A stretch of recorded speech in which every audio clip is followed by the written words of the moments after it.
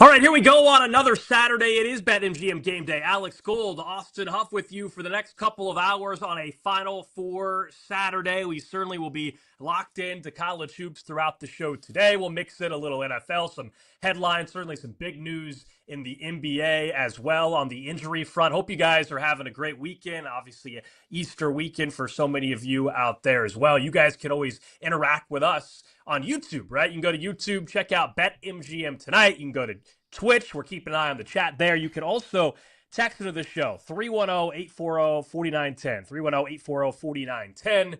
And you can always listen to the show on our affiliates across the country or check out the Westwood One Sports app, the Odyssey app, or on SiriusXM channel 375. I can tell, Austin, though, you are in a different location, Mr. Chicago. It looks like, is that Yadier Molina over your right Yeah, shoulder there? I think you must be in St. Louis, which means you and I are at least I think in the closest proximity of doing a show together since we started, which is still like 3.5 hours away. yeah. The only place in America where you will see a framed photo of Yadier Molina is, of course, within the vicinity of the St. Louis greater area, which is where I am this week. Thanks to Easter weekend, I am spending the weekend with my in-laws, and I am doing the show from the basement. So if I sound a little bit off, just know that is why. But Alex, I don't know about you, man. I don't think there is a bigger weekend in sports, like all weekend long. Like starting with the fight that we got last night between the DC Defenders and the Columbus Aviators, 44-26, big win. Week 2 of UFL is back, Alex, and I know we are jacked. We got a big one tonight with the Louisville Kings going up against the Orlando Storm. I mean, I don't know. What do you think? You think Are quarterback you making these Jack team Plummer names can? up? I mean, No, you could no. have I been. wish I was. You could have told me it was the Oregon whatevers and the Right. the Tulsa whatevers. I have no idea The if you're Dallas BSing me right Knights. now. Yeah, the Dallas Knights, no, or the Miami Sharks. No, those are just teams from any given Sunday. No, that's what I would do if I was making these teams up. But these is incredibly real. Quarterback Jack Plummer is going tonight. Do you think he can keep the Storm undefeated tonight in this big matchup, or what? Or are you looking forward to what we're calling Feaster Sunday tomorrow between the Birmingham Stallions and the Houston Gamblers? Well, a hardcore Stallions fan, I'm gonna probably find a way to make sure Yeah, I'm you locked know. in to that game on Sunday. Who needs baseball? Who needs time with the family? You got to watch Stallions football, so I'll be there. Yeah, Alex in our show meeting said, "Hey, can we do the first 2 hours on Stallions football?" We said, "Alex, we got to talk. We got to work in Final Four in there somewhere. We got to, talk. Luka Doncic. We got to work other things in there." And he was like, "All right, fine. I'll concede." But I don't think the Birmingham Stallions will be conceding tomorrow because no way they're falling 0-2 in this early in the season. I love that you are. See, Austin, you guys think he's joking. He's actually locked in. He actually is I buying gear. That's the best part of this entire. He's trying to play it the off like he doesn't like the league. He actually does. yeah. I'm being serious that I've told you guys I'm completely out on these spring football leagues. But you know Mhm. what? The Birmingham Stallions, they'll be sending you some gear here before long. Well, I am here in the home of the St. Louis Battlehawks, but Ah, unfortunately, they that's don't play true. until Tuesday night this week. So, unfortunately, I have to get back to Chicago. Yeah, I figured you would have found a way to make yourself out to a game or something like that. But yeah, we will know that Austin will continue to keep us well aware of what's going on in these spring football leagues. I hope though that you're enjoying the confines of St. Louis there, and we'll see by the time the week's over if you're sick of being in the parents. The basement of the in-laws and everything like that, but we certainly need to get to some Final Four to get started though today, man, because at 6:09 we've got our first game with Illinois and Michigan. Of course, the late one, Illinois and UConn, the late one, Michigan and Arizona. So Illinois and UConn played each other early in the season. I don't know about you, man. I don't put Mhm. any stock in that November matchup. I mean, these starting lineups were so different. And so when I see, Illinois as a favorite here and everybody wants to point to UConn and what they were able to do, I don't think that matters, honestly. Like UConn is a 1.5 point underdog, and if you don't pay a ton of attention, you say, wait a second, they won by double digits earlier on in the season. I don't think you put any stock or should put any stock in that earlier matchup whatsoever. And the thing that gets lost in the entire unreal shot that was made by Mullins last week against Duke to get them into the Final Four is that UConn was terrible from behind the arc. Mm-hmm. Offensively, they really, really struggled in that basketball game. I think they're in trouble tonight against Illinois, and this is somebody that has doubted Illinois throughout the tournament. Look, I had UConn making the Final Four, Arizona, Michigan, like a lot of people. Illinois was the team I continue to discount, so I want to give them their props here to make it this far. And I think they're the better team right now than UConn.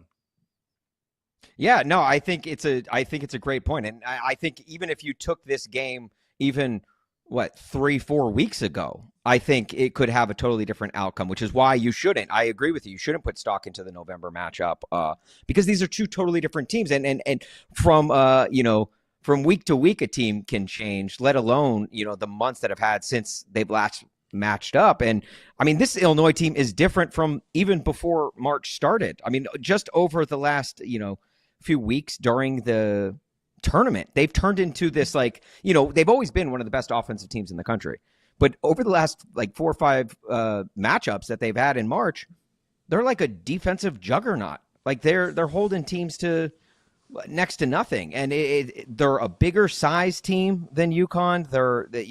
They've been playing incredibly well as of late, and yeah, I think it's like, if it was favorable to UConn going into March, it is now, after what we've seen through the tournament, I think it's a toss-up, if not leaning towards Illinois' way. Yeah, and Illinois shot 31% in that first matchup, too. Not only are the lineups different, but Illinois is not shooting 31% again against UConn. I mean, so at bare minimum, this game is going to be a hell of a lot closer than the earlier matchup. The one part that, if you're going to tell me you're on UConn, is that you just think, hey, man, this is like a team of destiny. They come back from 19 against Duke. Mullins hits an all-time shot, truly an all-timer. He's now back in his home state playing in Indiana, in Indianapolis. If you buy into that story, then I get it. And you just think they're a team of destiny. Dan Hurley has been, over the last 5 years, probably easily the best coach when it comes to tournament play, not just because they've won national championships, but also against the spread. And here he is as an underdog, and we're talking about such a slim margin. So I understand if somebody just wants to ride with UConn based off of more of the vibes than anything else. I just think if you truly go and break down the matchup and you go through the starting 5 on each team, and I think Illinois is the better team and has the better matchup here against UConn. And it sets up, I mean, this is a pretty unique Saturday that we have, Austin, because both these games are 1.5-point spreads. And if it closes at that over at BetMGM, it's the first time in 60-plus years that the national semifinals will close under 2. So this is the trade-off that we get when we don't have Cinderella making it all the way to Final Fours. I love it for opening weekend, but it sets up some amazing Elite Eights, as we talked about last week, and we got those matchups. And certainly Duke UConn ended up getting interesting very, very late in that game as Duke blew a 19-point lead. But now we get a couple number 1 seeds. We certainly get a 3 seed in Illinois, but that's why we have some great matchups coming up tonight. Yeah, and I'd say with the way Illinois played in March, you could almost if they reseeded the tournament, Illinois maybe would be a 1 seed just with the way that they've played. But a couple of people that really need to step up, one on UConn side, one on Illinois side. Solo Ball for UConn. That's a guy who's kind of gone MIA over the last few weeks. I think he's averaging just over 8 points per game down in March, which is down. He was averaging around 14 over, from November to February. And in fact, he had in his big games, especially one in the game against Illinois earlier this year, he had 15 points when they played Kansas and Florida. He had 17 and 19. They need him to score, which is a very easier said than done, especially with the way Illinois has been playing defensively lately. But the guy for Illinois who definitely needs to show up big is a guy whose name is spelled David Merkovic. That's how you would read it here in America. Okay. But it is actually David Merkovic, and I'm probably even still butchering that. And I am somewhat of an expert on the name, on the pronunciation of David, because my daughter goes to daycare with a kid named David. and she used to come home talking about David, and we just thought, she's 2 years old, she doesn't know how to say the word David, and so we would Right. correct her all the time, saying David, David, and she goes David, David, and only to find out that the kid's name was actually David, and so then and then we find out, oh, she has been saying it right this whole time. It's David. Well, lo and behold, a few weeks later, a new kid comes to her class, and his name is just straight up David. Oh, So jeez. it's been a very confusing year for the Huffs and our household with that name in particular. So I apologize if I am butchering his name, but like obviously Keaton Wagler is like probably the most important person to show up for Illinois, but I think this is a very close number 2 because last week, Alex Caravan struggled with Carlos Boozer. There it is. Put a penny in the jar. Cameron Boozer in the low post last week just struggled. Like couldn't run with him. And whereas Mirkovic's 44% of his shot attempts come at the rim and 141 layup or dunk attempts. So meaning they need to get the ball down low to him, and hopefully that Caravan does not find his footing and continues the play that he had last week and let Mirkovic take over this high-powered offense. Illinois and UConn first up, a little after 6 o'clock tonight from Indy. Then the late game. I don't want to call Illinois UConn the appetizer because I do think it can be a hell of a game. These are two great teams that will have a say in who wins the national championship. But let's be real, Arizona, Michigan. Come on, that's the headliner. That's the one that we were all excited about potentially happening when the brackets came out. There's a reason it's the true primetime late game tonight, almost 9 o'clock probably by the time this thing gets going there in Indy. And it's Arizona, who you and I have been talking for weeks about. My feeling about the Wildcats, and I'm certainly not going to switch off of them now. I have them winning the national championship, and I get them as a 1.5-point dog tonight. Minus 105 on the money line, minus 115 is Michigan on the money line. The total 157.5. This one anticipated to be a much higher scoring game than the early one. But this is probably the most anticipated, national semifinal we've had in quite some time, considering the name brands, considering these were two of the best teams the entire season. Arizona, who has, Ko Pete, who's probably a top 5 pick. You got Yaxel, who is sensational. And if you look at some of the markets, even though they're maybe not your pick necessarily to win tonight, although they have a favorite, Yaxel's the favorite right now to be most outstanding player in the Final Four. Look, it requires them beating Arizona and him getting a national title for that to happen. But this has everything. And, we're going to talk more in the next segment about Tommy Lloyd. The fact that now that is gone, I think that's a huge sigh of relief if you're an Arizona fan and if you're a player and if you're Tommy Lloyd. Like there's now zero distraction heading into this one after all that mess the last week or so. So I think Arizona's well positioned in this game, but this should be the one that we're all talking about tomorrow morning. Yeah, no one's feeling better than Arizona right now. You're playing in the Final Four for the first time since, 97, I think, was the last time they were in the Final Four, and it's back in Indianapolis when they won it all. And you got Tommy Lloyd staying. Spring is springing. Not that it matters there in Arizona because it's spring year round, but it is just a great feeling to be a Wildcat right now. And Arizona, like you said, they're good. They're a juggernaut. This game between Michigan and Arizona is literally the definition of an immovable force meets an unstoppable object. Wait, I got that butchered. Anyway, what the saying, and that's what this game is. And Arizona, they're so efficient from 2. They ranked 5th in paint points, averaging more than 42 a game. They're just so good, and they get to the line. They lead the nation in free throw attempts. They get nearly 20 points from free throws alone. They're a good team. However, on the other side of the ball, you got Michigan, and Michigan has just been on a wrecking ball tour, just going from game to game ever since that they fell to Duke in DC. It almost feels like they've been unstoppable. And you're right. Illinois UConn is going to be a very good game. It's very exciting. That is your your T-bone steak, right? But this is the filet mignon. This is the juicier cut of steak tonight that we are getting. And I'm super excited for both games, but I'm glad that this one's kind of the nightcap.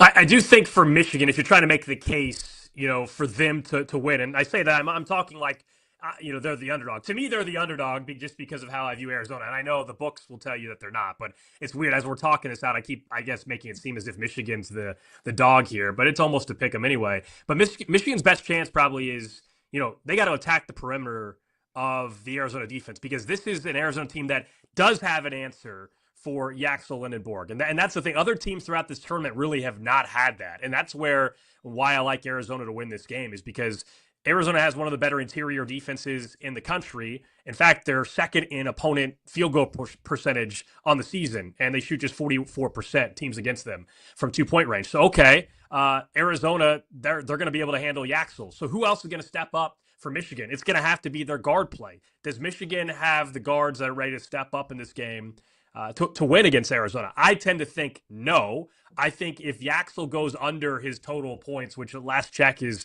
16 and a half, 17 and a half, I think you could find it at over at BetMGM. If that happens, that spells some trouble for Michigan. And I think Arizona is equipped to slow him down. He's a hell of a player, but I think he won't struggle, but I think they can hold him in check a little bit. And it's a big reason why I like the Wildcats to win. Shout out to our Westwood One Sports board operator behind the scenes here, Grant Leader, who picked me up, obviously, when I needed the help. An unstoppable force meeting an immovable object is what I was looking for. I'm not sure if Michigan is the unstoppable force or if they're the immovable object or vice versa, but that's what I was looking for, so thank you to Grant. Also, shout out to Grant because my man got engaged last week, so shout out to him he did. And his fiance. Yeah, that was awesome. Yeah, he texted us last week about that, so that is very, very cool. And he didn't. I was nervous though when you said that. He didn't give us an update today, so I was like, "Yeah, that is a good point. Nervous. That's a great point." Yeah. We assumed that it went well. Yeah, I guess we never got a picture with the ring or anything like that. So it is very possible that he is still not engaged. But I don't know. Maybe, you know what? Stay tuned to find out here on BetMGM Game Day. We will learn during the break. I'm sure he has something to say about that. But up next, let's keep talking a little college hoops on a Final Four Saturday. Tommy Lloyd's not going anywhere. Another coach said he's not retiring. And there is still fallout from one of the best comebacks we've seen in tournament history last week, including one of the best shots we've seen in tournament history. That's next here on Westwood One Sports.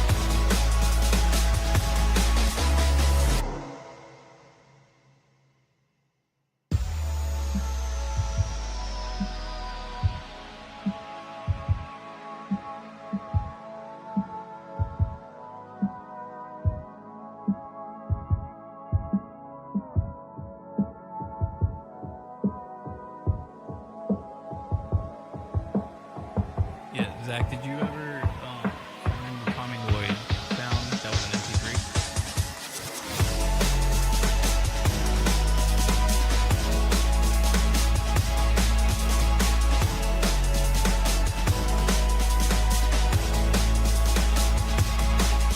Okay, there's no worries if you don't. I was just thinking because we could use it here as we're talking about that.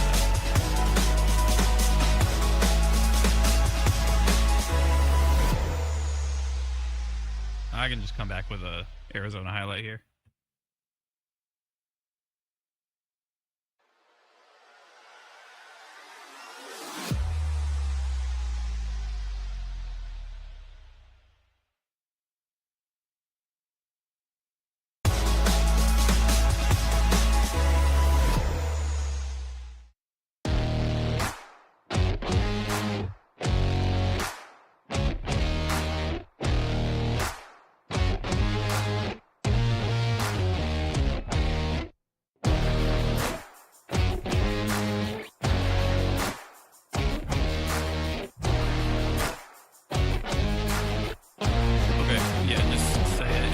Alex, you could throw some music in here.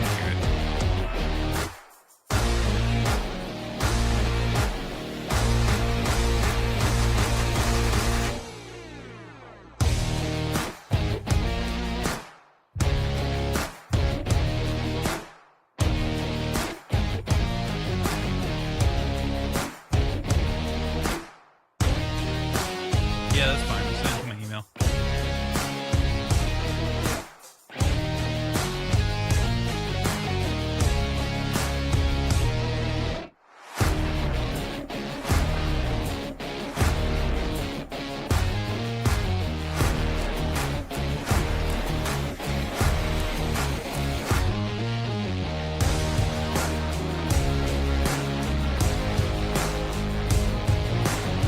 Yeah, Zach, I'm not sure why, but like when you send me emails, it automatically goes to, like, this is phishing.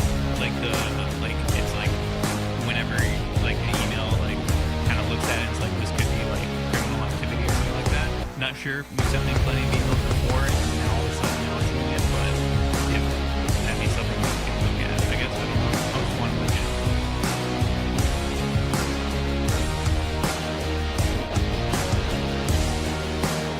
Yeah, I got it. I'm just letting you know anytime you send me stuff, that's what I get automatically. It's like, this doesn't look safe.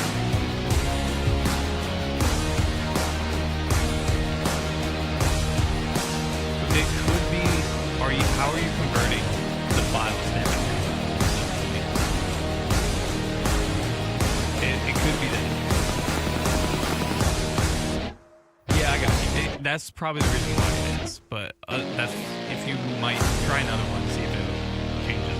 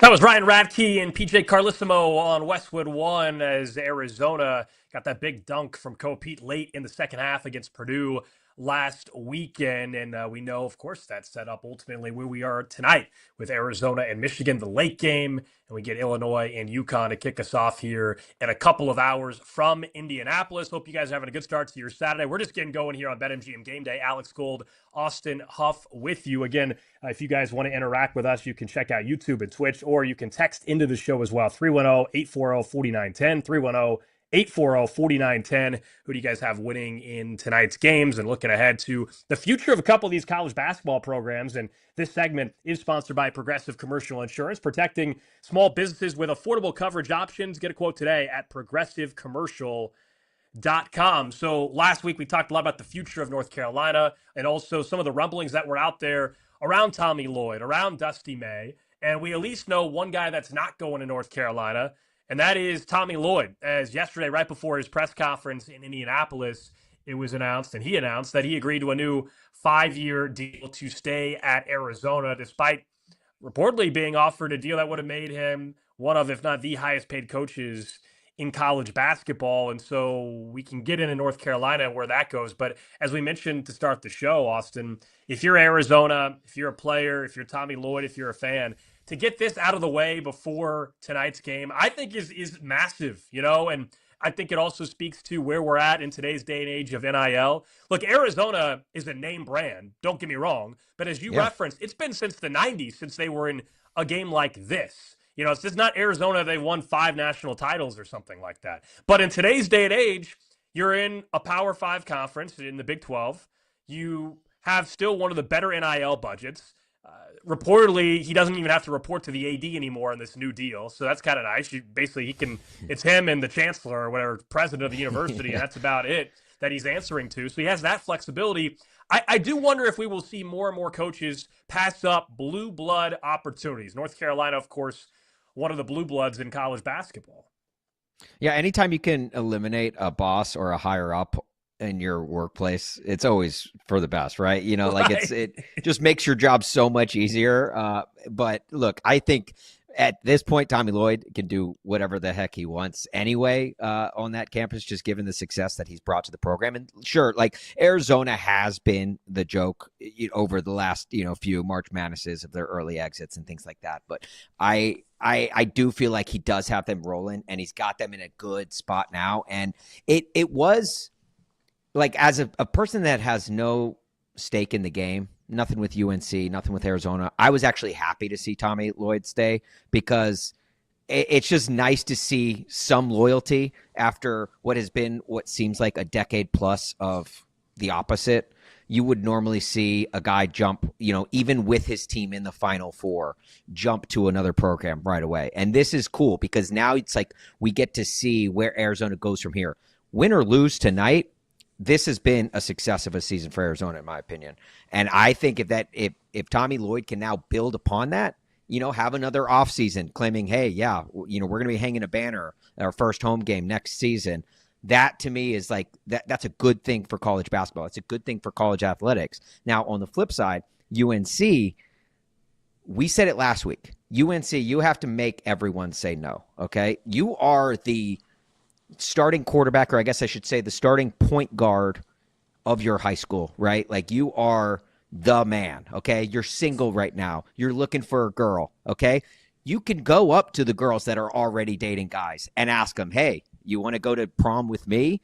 And make them say no, all right? Tommy Lloyd says, no, I'm going to stay with my current partner. Okay, that's fine. Now you move on to the next one. Dusty May, maybe, other people around college basketball. But UNC, you need to give yourself respect. You need to look at this as a sales job, right? If you're cold calling people, you're going to get 10 no's for that one yes. But when you get that one yes, that's your payday. And I think that UNC needs to, keep your head held high, okay? You're still one of the best programs in the nation, all right? You get right back out there and you ask someone else out, okay? Ask Dusty May to prom and see what he says. Make him tell you no, and then you can move on from there. I do still agree. Yes, you gotta have people telling you no. I think though the reality is now in your analogy though is that people are saying, you know what, this is pretty damn good over here too. I can have a great life over here. I don't have to go and be with the hottest cheerleader that's out there, whatever it may be. To continue your analogy, that doesn't have to happen anymore. I can still do pretty damn well over here at Arizona if I'm Tommy Lloyd. Sure. I mean, it's kind of the conversation we've had on the college football side of things, right? With Indiana and Kurt Signetti, not he's turned them into the top tier team and top tier program, but at the same time, in the past, you would have thought that Signetti a year ago, not this year after winning it, but a year ago maybe would have left in Indiana. I think we are seeing, in college basketball is a little bit different, but we are seeing in today's day and age that it is more likely that coaches are willing to stay, even if it is not viewed as the top 2 or 3 programs, because they know they can do the same thing there. Now, I would have thought, and North Carolina maybe is unique. You tell me if I'm wrong here. I think Kansas, Kentucky, Duke are a little bit different, and North Carolina, I think they're the exceptions typically. And who knows why ultimately Tommy Lloyd, decided UNC wasn't the right fit. We can hear what he had to say in a second.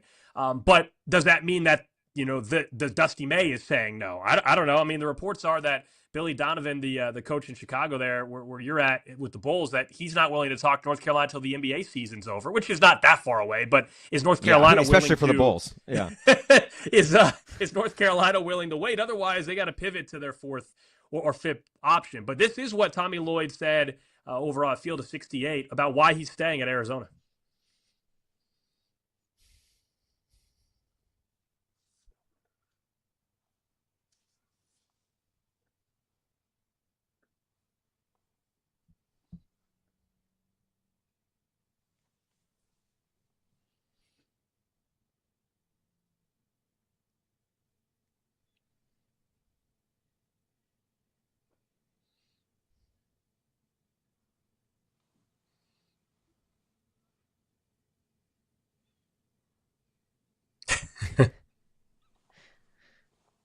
Idolized, MJ, and I don't how many hours I watched that "Come Fly with Me" video, and my kid grew up watching his the movie he made, and it's amazing that that opportunity was even thought could be possible. With that being said, though, I made a decision that my Michael Jordan is Steve Kerr, and I'm proud to be an Arizona Wildcat. Great line. Great line. That is a from great Tommy Lloyd. line. Steve Kerr, of course, is an Arizona alum. And so for those that were following that, well done from Tommy Lloyd. Yeah, I mean, I think the Michael Jordan thing was funny because there was reports that Michael Jordan was calling and come on now. Michael Jordan's also just way too locked into NASCAR right now. Okay, he is thriving. Well, yeah, in NASCAR. yeah. He'll get you to join his NASCAR team before he gets you to join his alma mater. But that's what UNC should lead with that, because I do feel like I wonder if Michael Jordan called Tommy Lloyd, if things would be different today. Like if he would be like, oh, maybe, because he did say he was like, I don't know if Michael Jordan called, maybe. But if you're UNC. Michael Jordan should be making the cold calls for you. He should be the first point of contact that is reaching out to you, even if it's just like an automated voice of his. I don't know, do something to get someone in the doors of where the house that, not Michael Jordan built, but, definitely that Michael Jordan helped make fancy up and make nice. Yeah. I mean, look, the track record of coaches in North Carolina, and of course Dean Smith and Roy Williams is incredible there. I still wonder, we said it when Hubert Davis got let go, that the fact that what he did, which was get to a national title game, yes, they missed a tournament one year, and they've had some early exits, but if you look at his overall record, the fact that wasn't good enough, I do think the tricky part of going to Blue Bloods, if you're Pope at Kentucky, you're following Calipari, and it wasn't good enough for him. Whoever ends up one day following Bill Self, good luck. Now you're following Hubert Davis, who people didn't think did a good enough job, but what is expected there? And so I think there's also the type of coach, if you're Tommy Lloyd, where do I want to go there where I could go make the tournament 4 years in a row, but I don't make a Final Four, and those guys want me fired? That's the reality of when you go to a spot like that. Whereas you're at Arizona, you're in a Final Four now. You might be a national champion here in 48 hours or so, and then you're set. Then you're set for almost life there at Arizona, right? You win a national title. Only one other guy did that. That's it at Arizona. So I think it's a smart decision, honestly, for Tommy Lloyd to stay. But I'll be honest, I truly thought he was leaving. The way he was talking last week sure made it seem like the guy was not committed to Arizona. Maybe he played the game right, and his agent and him played it right, and they clearly got what they wanted out of Arizona financially, also some NIL, commitments, and doesn't have to report, as we said, to the AD. So it seemed like a big win. Yeah, it's funny when someone's single is, a shark is in the waters, if you will. Everyone kind of tends to, clutch their pearls a little tighter. Like it's, if there's a single dude and he is a catch walking around, you tend to be a better boyfriend to your girl, right? Like you kind of start to treat her better just to remind her, hey, you're with me, and I am a good boyfriend, and here's why. That's essentially what Arizona did with Tommy Lloyd. But you made a great point about not wanting to be the guy that follows the guy. And not that, Hubert Davis was the guy, but at these blue blood programs, you are held at a higher bar. And, I feel incredibly sorry whenever the day comes that Bill Self steps down, or any of these guys, like Pope at Kentucky with Calipari. Like, you do have to, if you're the guy that follows the guy, like, you better be good, or else it's not going to be great. Meanwhile, Tommy Lloyd is making himself the guy at Arizona right now, and he is building something to where it's going to be hard for the guy, whoever eventually follows Tommy Lloyd's footsteps. It's going to be incredibly tough for him. So I think he made the right decision. I think it's good for college basketball that he's staying. And it's good for us in the content business, because now we get to continue talking coaching carousel, because who's going to fill that UNC job? We don't know. Yeah, no, I mean, I think they go down the list. They continue to go down the list. You brought up Bill Self as well. That was the other big update we got in college hoops this week. He is not retiring, at least for another year. Who knows? Maybe he coaches for a couple years moving forward. But there was a lot of speculation and, frankly, momentum that perhaps maybe he was. And for those that hadn't been following it, he's had some health scares, unfortunately. If he stepped away, it was not going to be because he didn't like coaching anymore or that he was burnt out. It was going to be because his health and the concerns from him, his doctors and family. He said he was going to talk to his family and doctors. He did. And he made a decision to come back. And with that, if you read into the statement that he put out, it's very clear that he also got some commitments from the university. Not necessarily a raise for himself. He's essentially on a lifetime contract at Kansas over the last couple of years. But an increase in NIL budget, it sounds like, moving forward to try to be able to compete. And look, I don't expect anybody to feel sorry for Kansas and their NIL budget, but it was not at the very top with some of these other programs. There was even an anonymous Big Ten coach this week that I think told Jeff Goodman, I believe it was Jeff Goodman, that if you don't have a $12 million NIL budget, you're in trouble. I mean, that's the reality of where we're at. It doesn't guarantee you a national championship, but there is a baseline of where you need to get. And so I think Bill Self came back. The most positive reason is he clearly got some assurances health-wise that, all right, I can do this. I'm not jeopardizing my health by coaching still. His family clearly wanted him, so I'm happy for him in that regard. And as a KU alum, I'm thrilled, man, because what you just said a second ago about the next guy, there's no guarantee by any means anybody's close to what Bill Self is. Kansas's best chance to compete for a title in 2026/7 is Bill Self coaching the program. And also him coming back likely means they get the number one recruit in the country. I know Kentucky fan out there, Oregon fan out there says, wait, we're trying to get Stokes as well. Stokes is a Nike kid.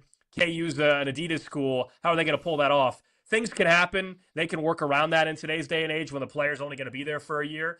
But that's why I'm fired up that he's back, too, because it means probably the number one player in the country, and Stokes is headed to Lawrence, Kansas. So glad to see Bill is still coaching at least another year. Now, from your expert opinion, and I am calling you an expert on all things Kansas Jayhawks, because not only did you go there, you live and work in the Kansas City area. Are we going on a year-by-year basis now? Like, is this do we think next year's the final year, or do you think he could maybe squeeze out 2 more years? Like, we got to be in the last chapter of the Bill Self era, right? Definitely the last chapter. I mean, he's acknowledged that. He kind of hinted a year ago that they're more like 2-year chunks at a time. And so I do think it's year to year. This does not guarantee that he's coaching for 3 more years, but it also doesn't mean he won't. And I think this allows Kansas some time to prepare, and maybe it was a bit of a wake-up call. Like, all right, this is very close to happening. So whether it's Jock Vaughn being the replacement, whether or not you already kind of had some feelers about who may or may not be interested. Everybody's talking about Dusty May this year at Michigan. Maybe a year from now, it's more likely that Dusty May would leave in Michigan. Who knows, right? I mean, I told you Tommy Lloyd and Dusty May would have been the top of my list, just like I'm sure it is for North Carolina fans over there, any top program. So, yeah, I think it's year to year, man, and it's health-based more than anything else. It's health-based, and also are they competing for a national title? If it's another early weekend exit, on one hand, you would say you don't want to go out like that, but then maybe it becomes clear that he is struggling to compete in this new era. But I still remind everybody, he won a national title 4 years ago. In 2022, they won a national title. It's not like it's been a 10-year gap. Right. But at those Blue Buds, man, it's like you go from winning a natty 1 year, and then you struggle the next, and it's like, it just gets louder and louder. But yeah, it is interesting in this NIL era, because, you talked about how, teams average, like up anywhere around like, $12 million budget. I think in the Sweet 16 of the 16 teams left in the tournament, only 2 had NIL budgets of under 10 million. and even they were at like 8 Yeah. million. So like that right there just goes to show you what kind of game it is. And you talk about like things can change. Like Dusty May is, let's say he turns down UNC this year and he says, no, thanks, I'm good at Michigan. Things happen so fast in sports, especially in college athletics. And so it is very apparent that it could easily change to, a year from now, Dusty May being like, well, like my alma mater, Indiana, is upping their NIL budget in Indiana, and they're offering me a deal I can't refuse. You can never say never in college athletics, basically. He's Austin Huff. I'm Alex Gold. We're just hanging out here on another great Saturday at BetMGM Game Day. Up next, we get to the list. An item or a person that we want to add to the list that has been bugging us, sports or non-sports, over the last week. We'll tell you who the newest additions are right here on Westwood One Sports. This is BetMGM Game Day on Westwood One Sports.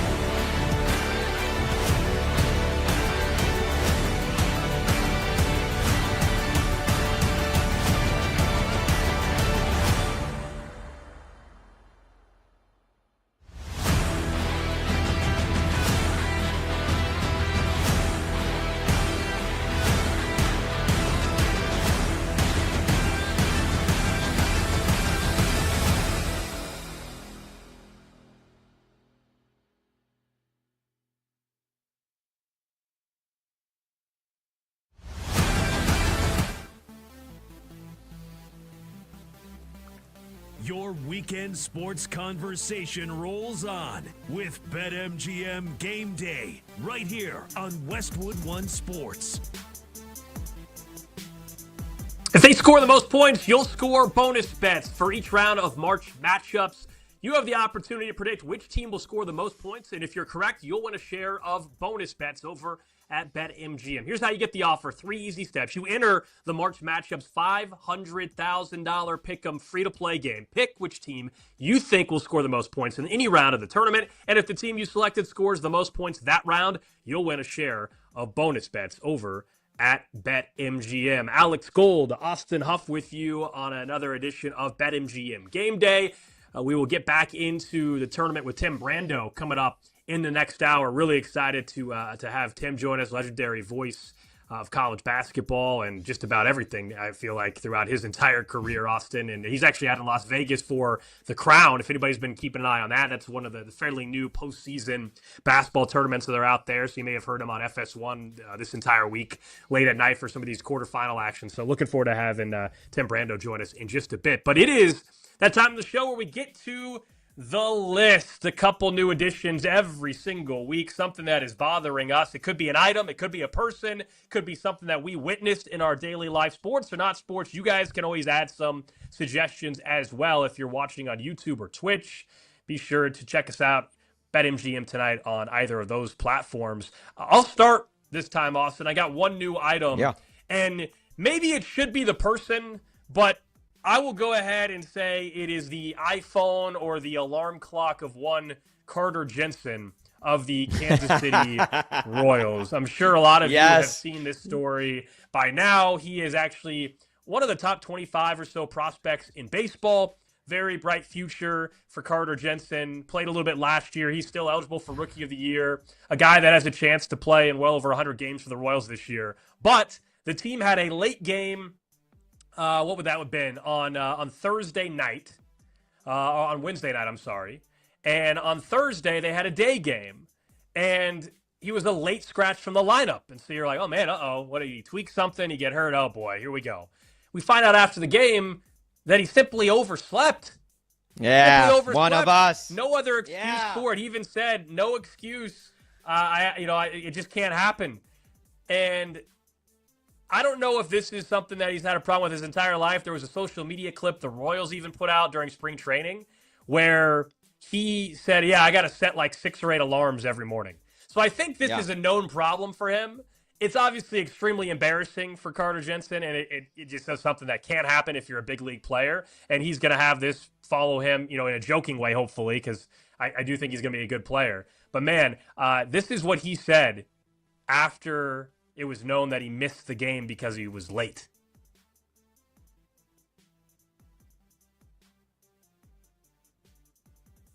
All right, we'll get to some of that audio maybe a little bit later. There was some audio of Carter Jensen talking about that. But, man, I'm adding his phone alarm and Carter Jensen to the list this week because you can't have that happen in the big leagues, man.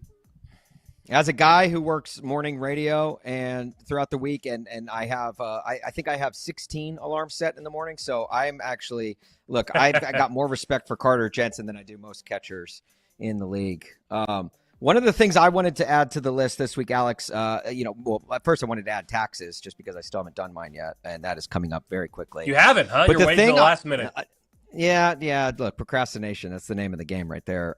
The thing I am adding to the list this week is expansion. I don't know if you heard, but there are reports that the NCAA is going to soon expand the tournament to 76 teams. The beauty of college basketball used to be making the big dance. Now there won't even be enough space in the ballroom to dance. And I'm all for Cinderella stories, but we don't need to start letting in Jack and Gus. They're turning the entire tournament into bippity-boppity poop. I'm not sure who needs to hear this, but a lot do. Not just the guys with dollar signs that are running March Madness, but the Scrooge McDucks that are running the college football playoff as well. They need to hear it as too. Because sometimes, and hear me out, exclusivity is a good thing. There is an aura to exclusivity. You want a line outside your club. Think of it like this. The NCAA tournament and college football playoff are both like Facebook. When Facebook first launched, you needed a .edu email address to register, and only college kids could join. It was cool. It spread through the country faster than COVID and herpes combined. Every college kid wanted on Facebook. I remember trying to sign up as a high school senior, and I couldn't. The exclusivity made it desirable. But then Facebook opened it up to high schoolers and, definitely brought down the coolness factor, but they still had a little bit there. But shortly after that, they opened it up to anyone. And before you know it, you had your great aunt, your grandma, and your mom's friend Sheila were suddenly on Facebook. And it's hard to keep a coolness factor when your Aunt Linda is commenting, "Who's the cute girl with you?" And "Hope you're being safe" on all of your photos. Facebook fumbled the bag, and college basketball and college football are in the process of doing the same. They have something cool, and they want to let everyone in. College basketball already killed their own ratings during the regular season. Think of how many sports fans only watch college basketball in March. And now they're looking to make March unwatchable. All right? Nobody wants, outside of Bloomington or Auburn, Indiana, or Auburn, Alabama, want to watch those two, Indiana and Auburn, in the tournament. All right? Two schools that went sub 500 in conference play and have 30 losses combined. But the NCAA is like, hey, let's make room for them at the table. Nobody likes bumping elbows while cutting their steak. And look, college football is not far behind. They're going to expand to 16 and then eventually 24, and the regular season will suffer. And the ironic thing was that college football regular season used to be a playoff. Okay, we'd live and die by every game. But now, that's the biggest problem with this whole thing. These Jordan Belforts don't care if they're making the product worse. All they care about is expansion. And the only thing they truly want to expand is their wallets. So expansion, you're added to the list. Yeah, I don't like the idea of expansion either. You and I are in agreement on this. I think we know it was coming at any time, and now it sounds like it's going to happen perhaps next season. I don't like the idea that we're going to have the 10th or 11th best team in the Big Ten suddenly make the tournament. It's not like we're going to get a bunch more mid-majors. That's the thing. Like the idea we're going to now get two teams out of the MEAC or something, or three teams out of the MEAC is not going to happen. It's going to be an additional team that's barely 500, as you said, in the power conferences. That's why this is happening. The power conferences want to take over the tournament more so than where they already have. So I'm disappointed. Now, the only part I'll disagree with you is we're all still going to watch, man. Let's not act like we're now not going to watch the tournament. Stop. We're all going to be watching still. No, I don't will, like the idea of how they're doing it, though. It sounds like they're going to have a new opening round where it's going to be, they're going to take some of the 64 teams out of the what we consider the opening round now and bring them to the first four and have two different first four sites. And so then it'll be a field of 52, I guess, or something like that when it actually really starts up. I'm just glad that the only thing you pushed back on wasn't that Facebook is cool. I'm glad you didn't counter me on that one. It was at one point in time, man. It was a very cool thing. And I was the person that was very excited once it opened up to high school kids, because that was me at the time. That was me. That was a big deal. Austin Huff, Alex Gold hanging out with you here on BetMGM Game Day. Up next, though, could there be trouble brewing in Philly with their quarterback?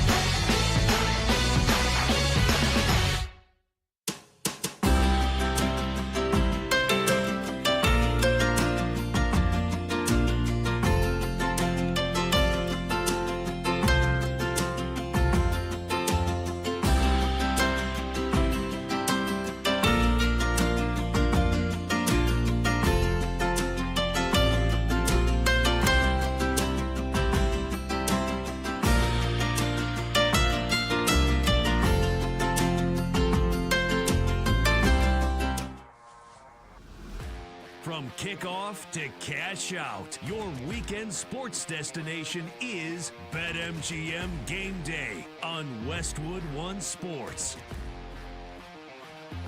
Back here on BetMGM Game Day, Alex Gold, Austin Huff with you for the next couple of hours on a Final Four Saturday. We will get back into Illinois, UConn, Michigan, and Arizona here in about 20 minutes when Tim Brando, one of the great voices in college sports, joins us, currently with Fox Sports. He's been out in Vegas this week for the Crown. So we'll talk about a couple of these matchups tonight, including Illinois, who I believe he called a game of theirs earlier on this season. In fact, it was Illinois-UCLA when UCLA upset the Fighting Illini. So it'll be a great time to check in with Tim Brando. Looking forward to that conversation in just a bit. Don't forget, you guys can always interact with the show, not only on YouTube and Twitch, but the talk and text line 310-840-4910, 310-840-4910. And you can also listen to the show on the Odyssey app, odyssey.com, SiriusXM channel 375, and the Westwood One Sports app. I do want to pivot to the NFL briefly, though, as we start the hour, because I'll just call it like it is, Austin. There was a hit piece out towards Jalen Hurts this week. That's what it was, right? And it was from Jeremy Fowler over at ESPN. And I'm not faulting Jeremy Fowler, right? People were willing to talk to him, and it's a fascinating read. But what came out this week around Jalen Hurts is in the category of bombshell article, hit piece, however you want to describe it.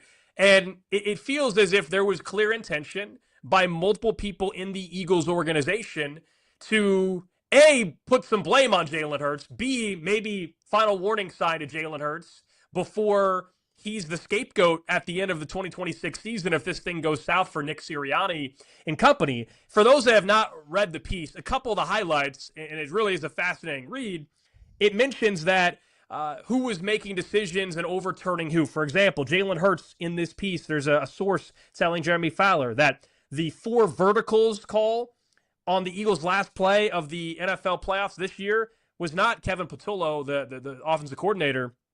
No, it was Jalen Hurts that overrode and made that decision. That Jalen Hurts maybe has been reluctant to playing under center, reluctant to just let it rip at times against zone coverage or push back on changes that would diversify their scheme. Some of the body language. The body language stuff has been talked about for years. But this is also a guy, Austin, that's been in 2 Super Bowls, that was the Super Bowl MVP, has a ring, played great even in the Super Bowl they lost to Kansas City. And while I do think there are times where he's unimpressive when I watch him play football, this is a hit piece, man. And this is setting the table for him, maybe not to be with Philadelphia all that long if things don't change here in 26. Yeah. 2 things can be true. First and foremost, you should not blame Jeremy Fowler for just the mere reporting of this. Okay. Like it's not Jeremy Fowler saying these negative things about Jalen Hurts. It's him quoting multiple team sources in this piece about Jalen Hurts. But the other thing that is true is Jeremy Fowler probably shouldn't get a craving for Pat's or Gino's cheesesteaks anytime soon, because I don't think he will be welcome in Philadelphia.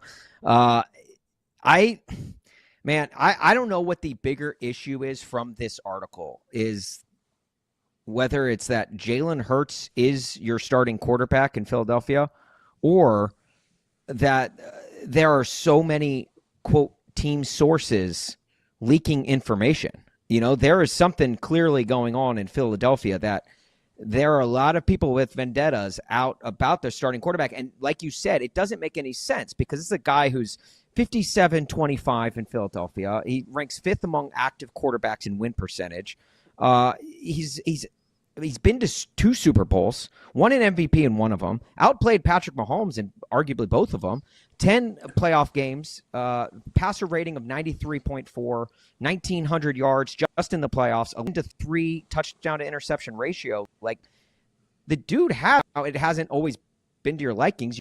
10-7 wins against was the Packers or the Eagles against the Packers earlier this year.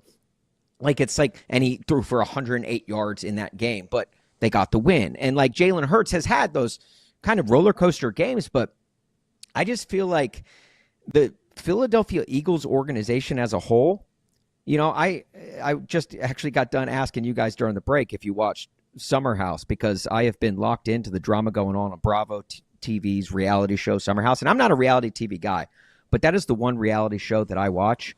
And I swear, the Philadelphia Eagles, if you threw them on Bravo, it would be a ratings bonanza with the amount of drama that you would be able to pull from that. If you had reunion episodes with Jalen Hurts and and AJ Brown, Devonta Smith, you sat them around Andy Cohen, asking them questions and stirring the pot. That would, I think, everyone in the NFL would watch it. Like people always joke about reality TV and how it's trash television. We watch it every Sunday with these teams. Sports is the greatest reality TV, and that's what we're getting here with this. I'm just curious as to who are these leaks and why do they have a vendetta against a quarterback that has brought some really good success to Philadelphia? We don't know, but you would have to, based on some of the quotes in this article, the names that come to mind are Nick Sirianni, AJ Brown, and others on the coaching staff, right? That to me is who I would be guessing, but I would assume this information came from. The question is, was this because they're already looking for an exit plan, or is this truly just a warning shot? Because you've probably seen a lot of the commentary on this week, and we even talked about it locally here in Kansas City, and that is this trending like the Russell Wilson situation in Seattle and how it ended, where there was a lot of blame going on at the end there, and they ultimately pivoted, and we all know the rest is kind of history. Now, Jalen Hurts, to me, has still been playing better football than what Russ was in his final year in Seattle. So I'll defend him there. Mm-hmm. But look, it's tricky because when do you pivot off a guy that you gave a 5-year, $255 million contract extension to, which is what they did, that was just in the Super Bowl a year ago? It's tough because how many teams, if I told you Jalen Hurts was available to trade for today, how many teams would punt on their current quarterback situation? If this was a guy, like Joe Burrow or Mahomes or Allen or Lamar, it's a no-brainer. Every other team other than those particular teams pivots in a heartbeat. But how many teams would switch out of their current situation for Jalen Hurts? And that's the part that's what is kind of tricky for me is I think he is certainly a top half quarterback. I certainly think he's fringe top 10. I don't think he's definitively, though, top 10. I really don't. That's crazy to say for a guy that's won a Super Bowl MVP and has a ring and has been to 2 Super Bowls. But that is what's tricky, and I think they're laying the groundwork a little bit for Nick Sirianni as well. If this Eagles team, let's say they miss the playoffs, or they're a wild card team and they lose in wild card weekend and they're out early, I think they're setting the table that we will be talking next January or February about whether or not he is long for Philadelphia. But let's see if he makes any adjustments. Because, look, with any of these pieces, there's always some truth to it, right? Like, yes, it's a hit piece, but there's always some truth to it that perhaps Jalen Hurts is not willing to adapt the way the coaching staff is wanting. See, I think the enemy to having a successful quarterback is changing your play caller consistently. And that's one thing that Jalen Hurts has had to endure. You could count on it's an endless number of quarterbacks that have come into the league that have seen so much turnover with the offensive play caller, with their quarterback coach. Kirk Cousins talked openly about it on Kevin Clark's This Is Football show, where it's literally said in Atlanta, this was obviously before he signed with Oakland or Las Vegas this week. He said that he was getting ready to have his 11th different quarterback coach and his 10th different offensive play caller in his career. Now that bumped those numbers up one because now he's with Las Vegas, and he's gone through that much turnover. And he talked and he said the lack of longevity or assurance at that position is so hard on quarterbacks because every single year you're learning a new scheme. And yet Jalen Hurts has gone through something very similar. He's gone through five different play callers since 2020 alone. And yet he's still overcoming that and he's still winning. Goes to a Super Bowl a year ago. And this year with Kevin Patullo, things did not mix. And he's getting ready to have a new play caller next year.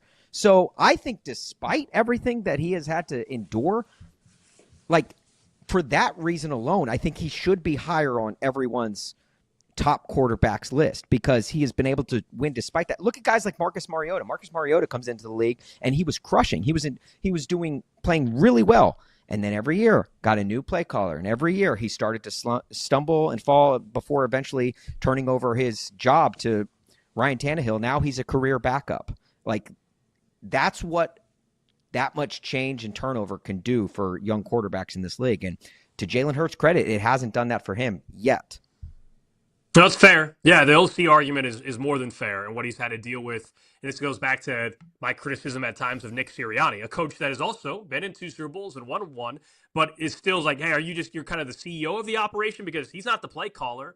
Like, who's actually running things? I'm partially joking here, but Big Dom is what holds everything together, it feels like, from the outside there in Philadelphia. I know it wasn't him that was leaking this, it wasn't him that was leaking this information out there. Now, in that division, they go back-to-back as NFC East champions. First time that's happened for any team in that division in over 20 years. And you take a look at the odds right now over at BetMGM, and the Eagles are the favorites, I think plus 130 at last check. The Cowboys sitting at plus 220.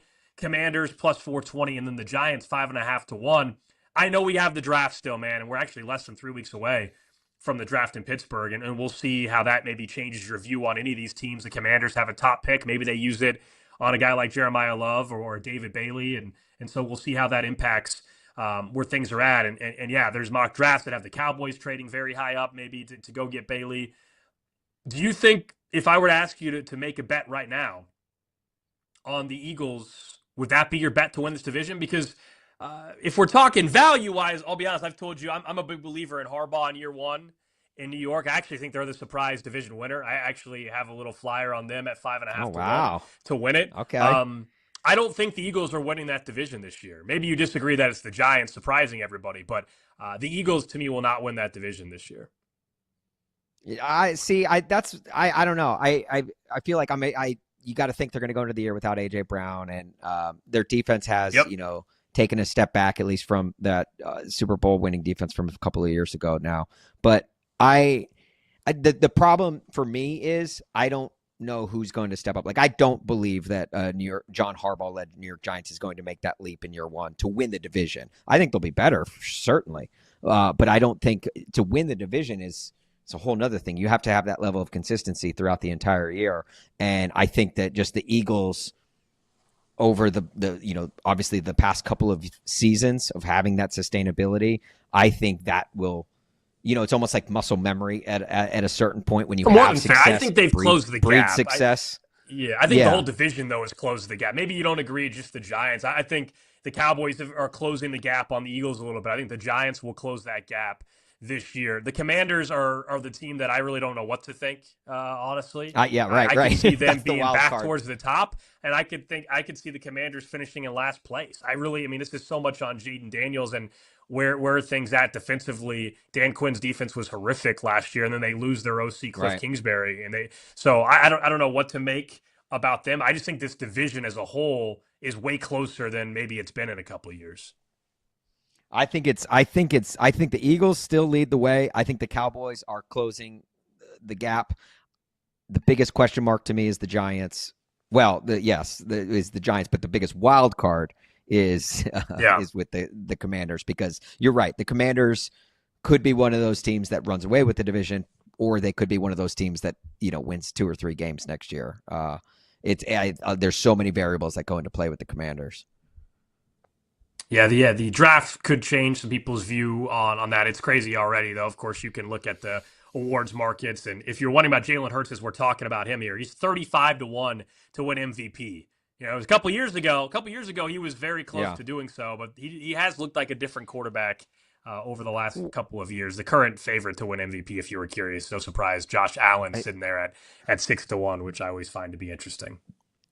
I also like the fact that the Eagles brought in Sean Mannion as offensive coordinator, because I feel like, he comes from that Sean McVay tree. And obviously Sean McVay, if you've sneezed in a vicinity around, or if Sean McVay has sneezed in a vicinity around you, you probably have offensive play calling powers. But you look at the years that Jalen Hurts has had success under Shane Steichen, under Kellen Moore. Those were probably his 2 best years. Both of those guys now head coaches. Kevin Patullo, he is out. It did not work there. I actually like that I hate when quarterbacks have to go through so much change at the play caller position, but I do like when teams pull the ripcord faster rather than wait till later. I think it is, it is very dire for a lot of people's jobs, the head coach, the quarterback, everyone involved in that team, to correct that ship. And I think they did by going out and hiring Sean Mannion. So I'm curious to see if he can kind of bring the same thing out of Jalen Hurts that Kellen Moore and Shane Steichen did, but I guess only time will tell. If you're watching the show, you can see some of the odds there at the bottom of the screen over at BetMGM as we get back into college hoops coming up in the next segment. Don't forget, at BetMGM, if they score the most points, you'll score bonus bets. For each round of March matchups, you have the opportunity to predict which team will score the most points, and if you're correct, you'll win a share of bonus bets. So all you have to do to get this offer, 3 easy steps. Enter the March Matchups $500,000 pick-em free-to-play game. Pick which team you think will score the most points in any round of the tournament, and if the team you selected scores the most points that round, you'll win a share of bonus bets. Really excited to get back into college hoops. Coming up next, we're going to be joined by Tim Brando, one of the great voices in college sports. He actually called a game for one of the teams in the Final Four tonight, so we'll get some insight on that next here on Westwood One Sports. BetMGM Game Day. The action starts here. Westwood One Sports.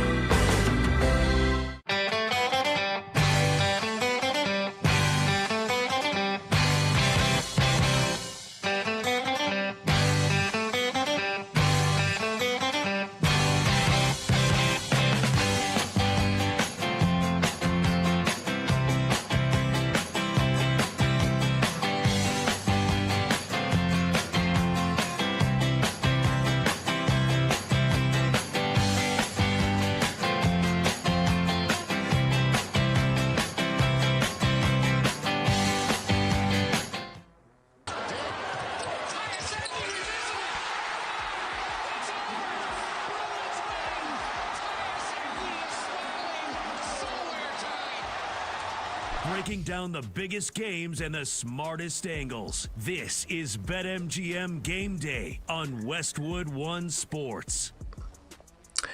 Tim Brando on the call earlier this college basketball season over on Fox Sports. We are expected to be joined by Tim Brando, one of the great college voices that we've ever seen.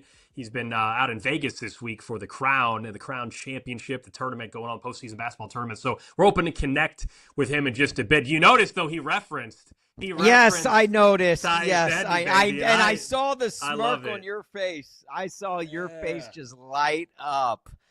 The Tyus Edney reference by Tim Brando, because great. whenever anyone in a UCLA jersey goes coast to coast for the game-winning score, everyone always references the same thing. I mean, the Missouri Tigers getting upset in the tournament.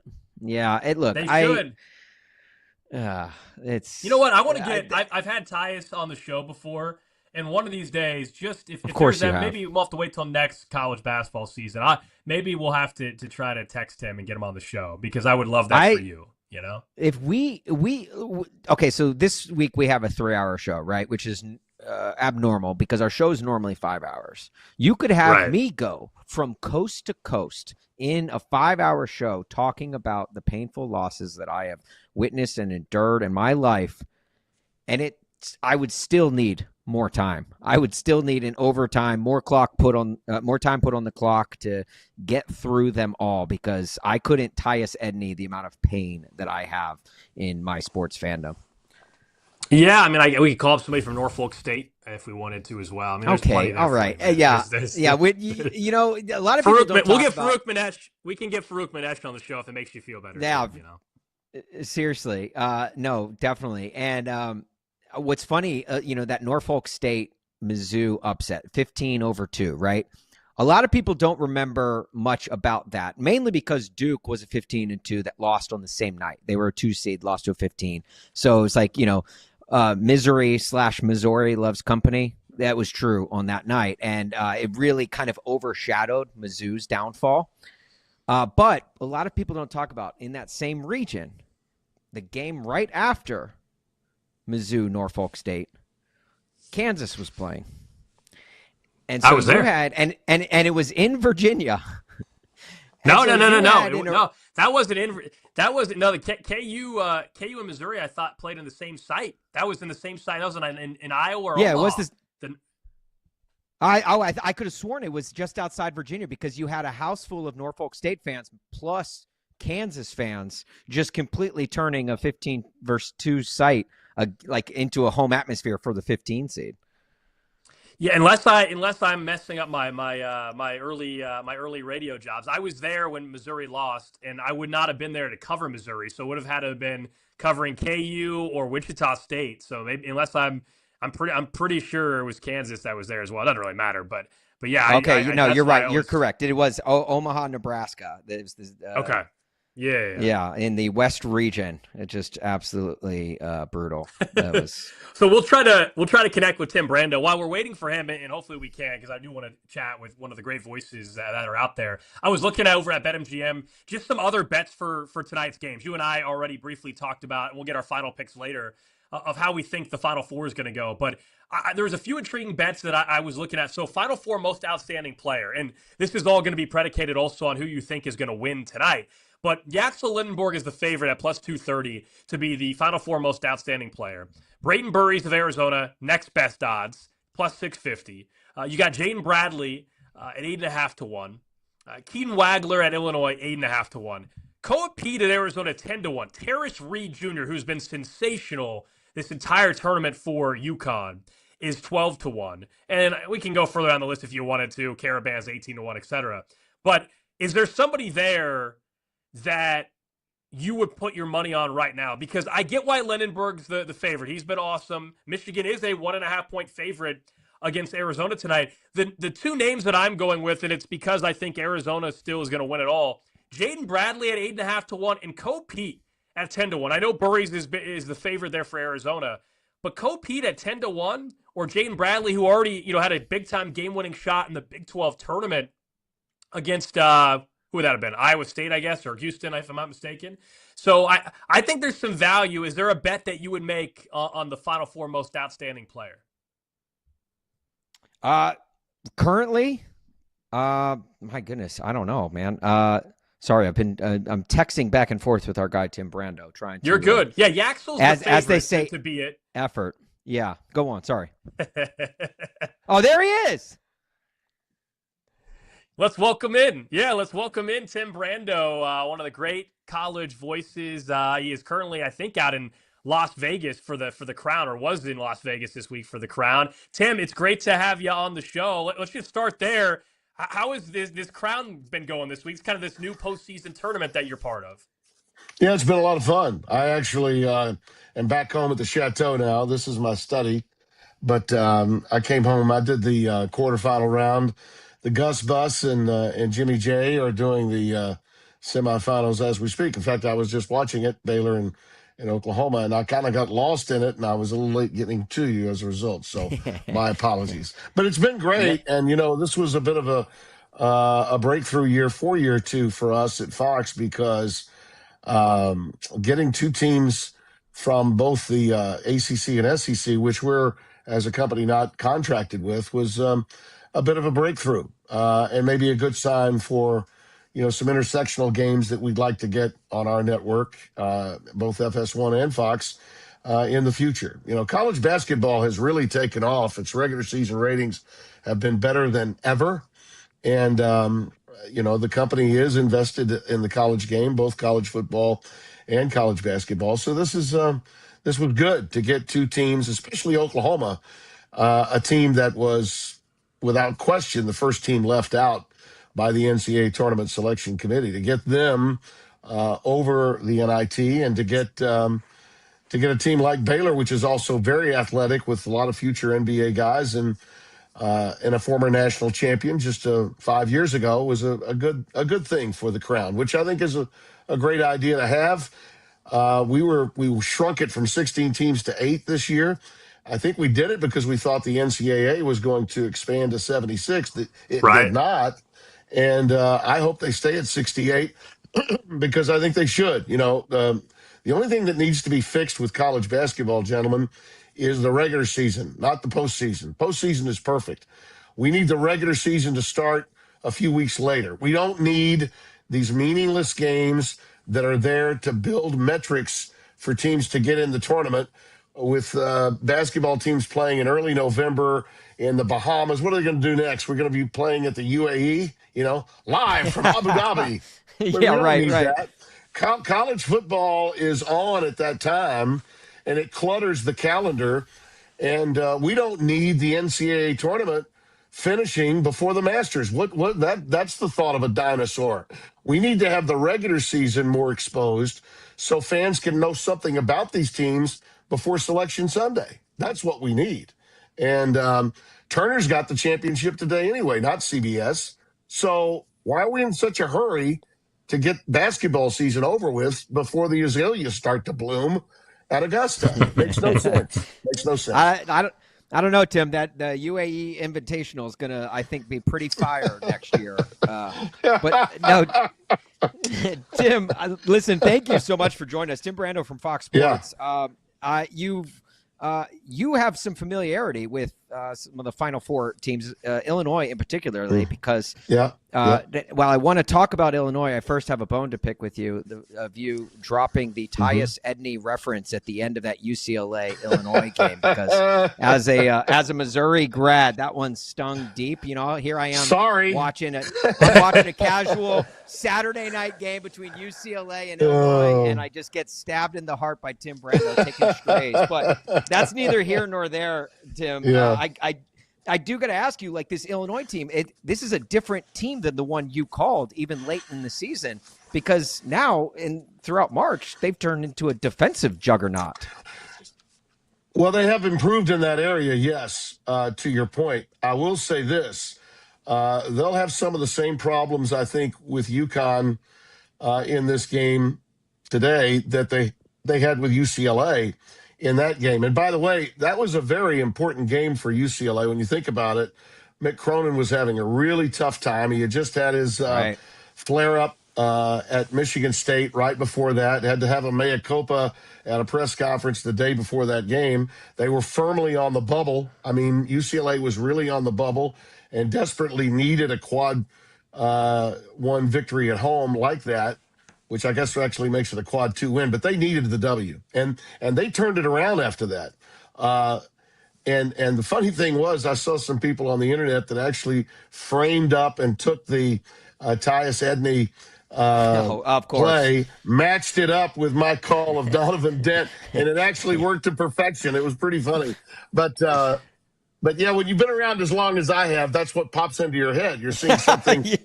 That's what's one of the advantages of being an old guy still doing play-by-play is that we have a recall that pops up that may not be there with a 35-year-old broadcaster. So that's just one of those things that happens from time to time. I meant no ill will. I was a big fan of Norm Stewart and Missouri.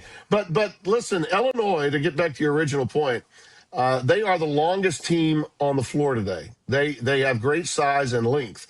They're not as athletic as either Michigan or Arizona, but they have every bit the size and length to deal with one of those two teams if they happen to get past UConn. The problem they're going to have with UConn today is twofold. One, the quickness of the wing players that UConn has, and can they get there in time to deal with Terrace Reed once he gets the ball?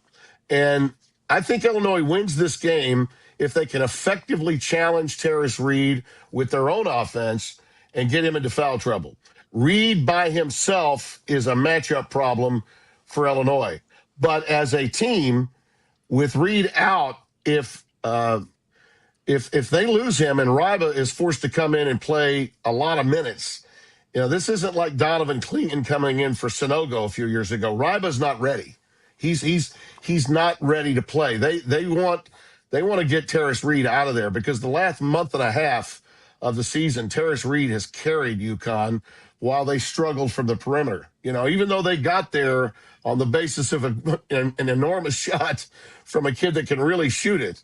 Braylon Mullins had really been struggling, as had Caravan, as had Silas Demery, and so many of the other guards. You mentioned I've seen a lot of Illinois. I've also seen a lot of UConn this year, including their last loss at Marquette in the regular season that had the Danny Hurley blow up at the end and affected his week going into Madison Square Garden in New York.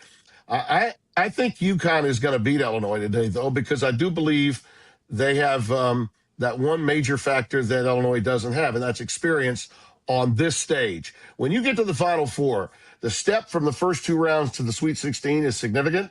I did 18 of those when I was at CBS from 96 to 2013. And I did a couple of regional finals with Al McGuire in the late 90s as well. And that significant step from the first two rounds to the Sweet 16 is nothing at all like going to the Final Four. When you go to the final, it's so big. It's so vast. And even for Brad Underwood, even with his 39 years, and I wish him all the best in this game, Danny Hurley's been there and done that. And Brad is new to this. And that makes it, I think, a huge advantage for the Huskies today. You mentioned you've seen a lot of UConn covering them and calling some of their games. What did you make of the narrative around Dan Hurley this week? We all know he's a heck of a personality, but the headbutt or the chest bump and this back and forth about the official and the interaction, as someone that covers these coaches quite a bit and has seen the interaction between official and coach, what did you make of that sequence? Well, it wasn't at all like what happened at the end of the Marquette game, okay? What happened at the end of the Marquette game, and I don't care what Val Ackerman and the Big East said about they looked at the tape and the official said he contacted the official, all right? He did. But that official was not going to say that it happened, because had he said it, then he would have been suspended for the first game of the Big East tournament. And I think the conference didn't want to do that, and the official didn't want to do that, all right? But I know Roger Ayers very well, okay? And I also know that he and Danny have a playful relationship. They give each other, shall we say, I'll use excrement. They give each other excrement all the time. That's a all good, right? I'll put it good that choice. way. Yeah. So that back and forth that goes on between them is real. And by the way, when I watch some people that are in my profession that don't cover college basketball regularly say that it could have happened. He was borderline. If it had been if the official had wanted to call a technical there even after the shot, stop, just stop. That was a playful. Can you believe that was Danny Hurley being who he is? I mean, and Roger knows him as well as anybody, and Ayers just played along with it, and that's what that was. And again, we've got too many guys. It's one thing for fans to say it. It's one thing for webcasters to say it. But I saw professionals, guys that have been in the business for almost as long as me, all right, making it an issue for a couple of days on their gab fests. It's absolute. It's a crock that happened. And the way Danny is, I think, handling himself this week, he's done. I think he's been sort of the court gesture all week long in Indianapolis. I don't think I've ever seen him as loose or as he knows he's playing with house money, that he got really lucky to be in this position. And I think as a result, he feels a lot less pressure in this. Plus, he's the only guy that's playing in this Final Four as a coach that's got 2 in his hip pocket already, right? So even if he doesn't win, what a hell of a year, to get this team with a lot of new faces, really, when you think about it. He's going to lose a guy or two, but he's got a lot of new faces on this team.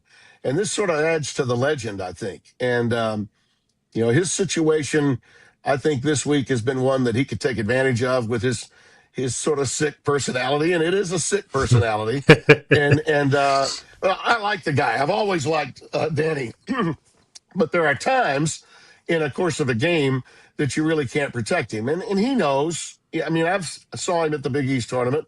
He knows that I had to say what I did, that he clearly made contact with the official at the end of that Marquette game. And, he could have been suspended there. That was real. What happened there was real. What happened at the aftermath of that 3 ball that won his way into the Final Four, that was playful, and that was just having some fun. And for people in the media, legitimate national media, to make an issue out of it was a joke. Well, you got to respect the absolute hell out of Tim Brando from Fox Sports for joining us and squeezing every last ounce of juice out of his voice after calling the college basketball crown in Las Vegas this week. Tim, before we let you go, were you able to squeeze in any golf while out in Vegas? And if so, how did you shoot? No, I wish I could have taken my sticks, but I had gone with my family down spring break down to the lovely Redneck Riviera where we like to go on the Okaloosa Island there on the Floribama line. I spent time with my grandkids, and when there's 4 kids between the ages of 5 and 9, they're at the beach with you. You're probably some adults might catch a little something, and I think my wife did, and then I in turn got it from her before I went out to Vegas. So I had to take it easy, rest my vocal cords a little bit because that sinus and head thing was kind of moving slower and getting closer to my larynx as the crown went on. But I didn't get to play. But I played some before, and I will be playing some, in fact, a lot because I'm off now until football season. So there we go. The Timmy B Tours are ready to get going. Start with the Byron Nelson Celeb Am. I got to defend my championship there, and I got to go to a few others. St. Jude a little bit later on, a few others that I participate in. And some more beach time to come my way between now and toe meeting leather in late August or early September. Notice it'll be here before you know it. I got to. Yeah. Tim Brando, thank you so much for joining us on the show, and enjoy some of the games tonight. You got it. Yeah, I like Michigan today, and I like UConn today. I do think Michigan, they're going to switch up. They're going to put the big fella. They're going to put Lindenborg out front to relieve Cadeau of having to handle it too much. His versatility is going to be a problem. I think even though Arizona defensively is really good, against Michigan, they've got too many out pitches. So I like the Wolverines, and I like UConn today. Tim Brando, Fox Sports, with us here on BetMGM Game Day. Up next, we'll get to some of the sounds of the week as we continue here on Westwood One Sports. BetMGM Game Day. The action starts here. Westwood One Sports.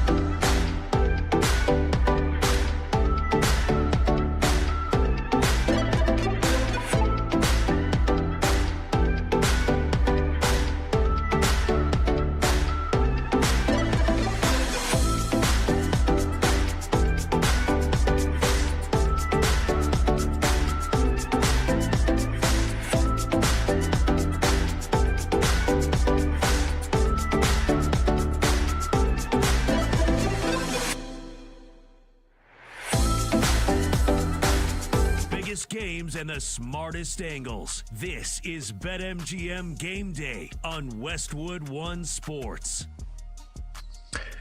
Thanks again to Tim Brando for joining us in the last segment. Great to catch up with one of the great voices in college basketball and college football. And as we were talking with him, got his insight on Illinois. We'll give our final picks next hour on how we see the Final Four playing out tonight in Indianapolis. It is a Final Four Saturday. We're also keeping an eye. If you've got your picks, let us know over on YouTube and Twitch. Search BetMGM tonight. You can also tweet or go on IG as well, at Austin Huff, at Alex Gold, or at Alex Casey Gold, and interact with us there. Appreciate you guys hanging out with us on another great Saturday on Westwood One Sports, Westwood One app, Odyssey app, Sirius XM channel 375 as well. But it is time for some of the sounds of the week, and we start with Jets head coach Aaron Glenn talking about Geno Smith, who, of course, they traded for this offseason. Something about a quarterback, and I'm going to say a quarterback with a chip on his shoulder. And listen, he's proven a lot in this league of what he's done, especially when you take those times when he was in Seattle. Listen, he fits exactly what we're trying to do. So obviously we've created an identity. The foundation of our offense is pretty good now. Like, I just feel like he's the guy that's going to lead us to the promised land. He's the guy that's going to touch the ball more than anybody else on offense. And listen, I know he had his struggles, and I think a lot of quarterbacks, they have their struggles. If you look at over the last 5 years, the guy that's thrown the most interception. I mean, the top guys are up there. Can lead them to the promised land. Unless that promised land is a top 3 pick to go get a quarterback next year, I'm not so sure I agree.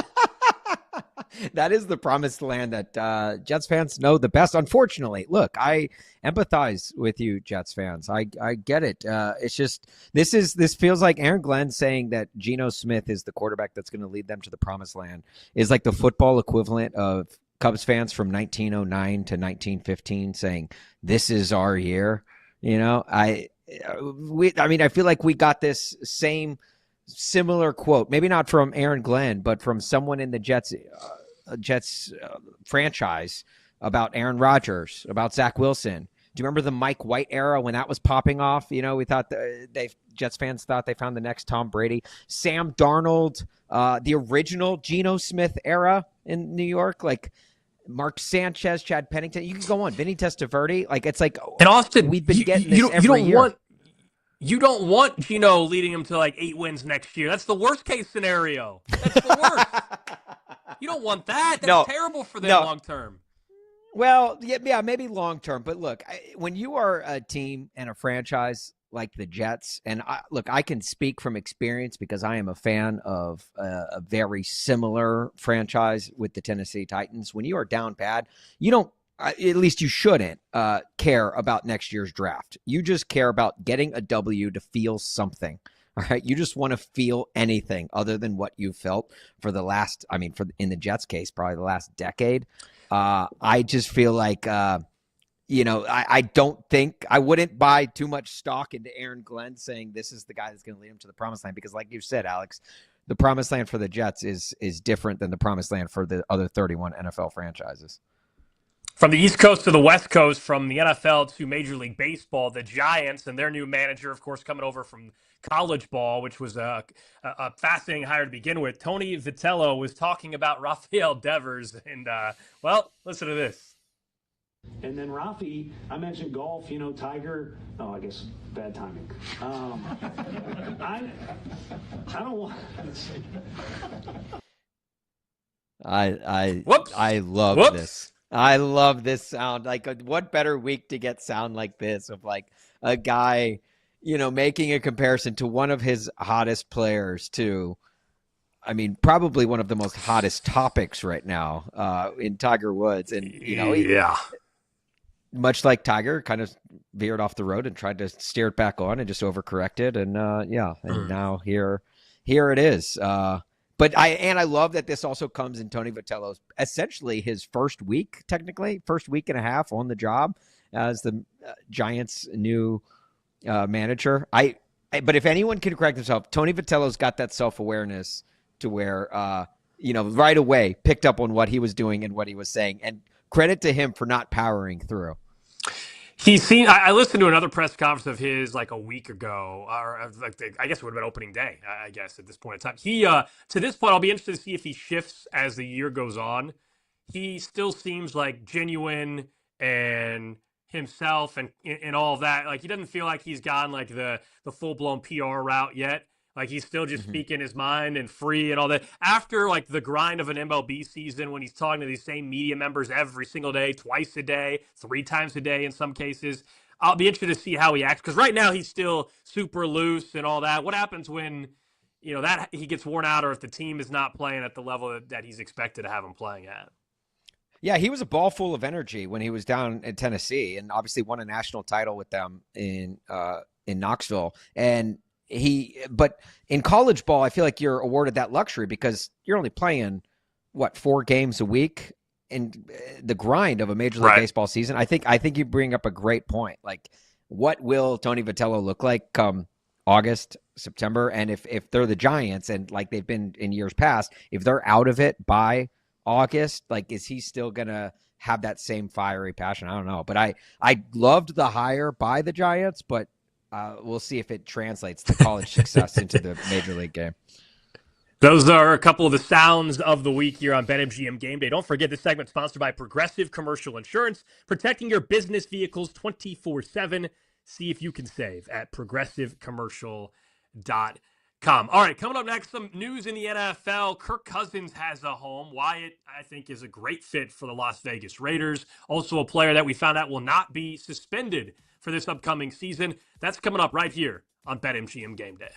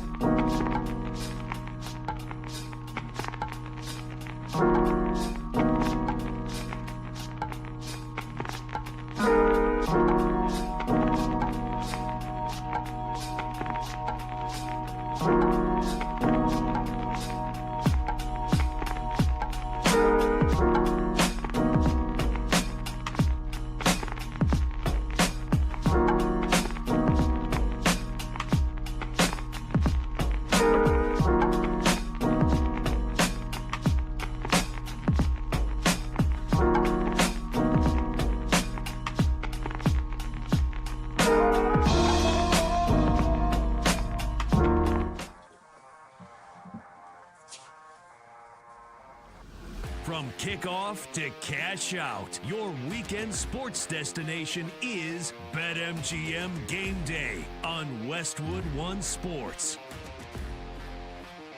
Final hour for us here on a Final Four Saturday. Alex Gold, Austin Huff with you. We will get our picks for both tonight's games. Of course, Illinois and UConn get it started a little after 6 o'clock on the East Coast, and the late game probably more like 9 o'clock or so. That'll be, I think, the showcase and the headliner for sure that we're all excited for, Arizona and Michigan. That's coming up in just a bit. If you missed our interaction with Tim Brando in the last hour, we'll get that up on YouTube at some point as well. You guys can check out the show on YouTube and Twitch. BetMGM tonight. Interact with us as well over there, and also on X and Twitter, Instagram, at Austin Huff, at Alex Gold, at Alex KC Gold. But I want to talk a little NFL, man, because earlier in the week, Kirk Cousins found a new home. There was speculation early in the offseason that maybe Minnesota could return. We all know they got Kyler Murray, and I think you and I both think that signing made a lot of sense for the Minnesota Vikings, but Kirk Cousins no longer in Atlanta. He's now a Las Vegas Raider. And yeah, the headline is 5 years, $172 million deal. And we get the real numbers and you dive deeper and you're like, okay, it's 1 year, fully guaranteed, $20 million, contains a club option for 2 years at 80. So we know the 5 year 172 is a crazy number that doesn't really exist.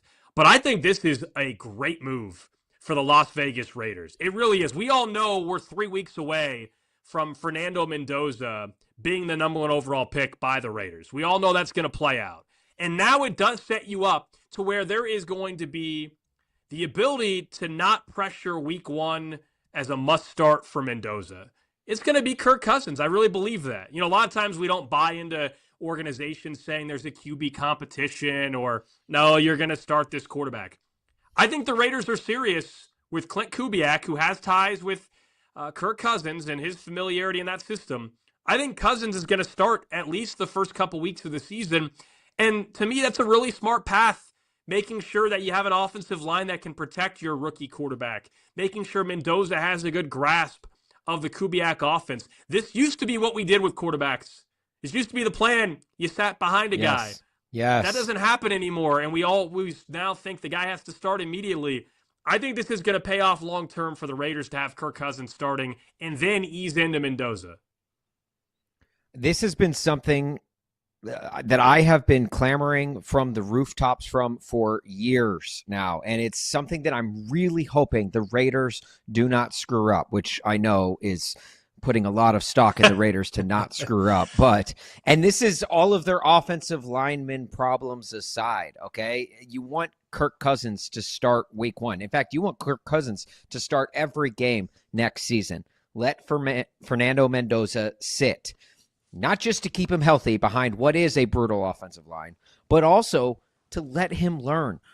Gone are the days of when a rookie quarterback gets drafted and learns how to play in the NFL before being thrown out to the wolves. Like, do you remember there was a day and age when guys like Aaron Rodgers, Tom Brady, Drew Brees, Carson Palmer, heck, Alex, your guy in Kansas City, Patrick Mahomes, they sat their rookie years. And what did they do? They learned, they get to know the speed of the game, which is infinitely faster than the college game that they had success at.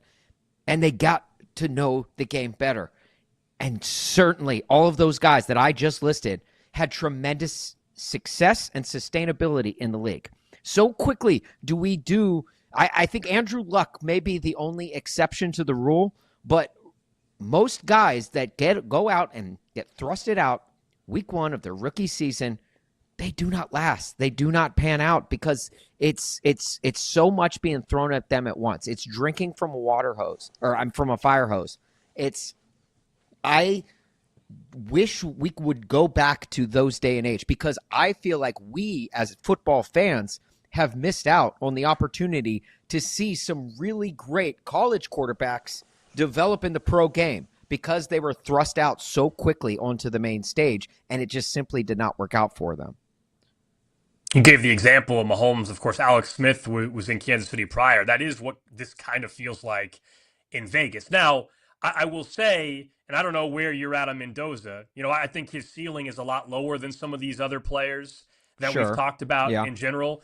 not even with just the scenario. I mean, even in recent history, C.J. Stroud started, right away, if I'm not mistaken. Jaden Daniels started right away. Both had terrific rookie seasons. They also, to me, are just far more talented quarterbacks. Now, Mendoza can have a long career in the league. I think he can be, one of the quarterbacks that, starts in Vegas for 10 plus years. I could see that, but I don't know if he's ever going to be a top 5 quarterback or a top 10 quarterback consistently in his career.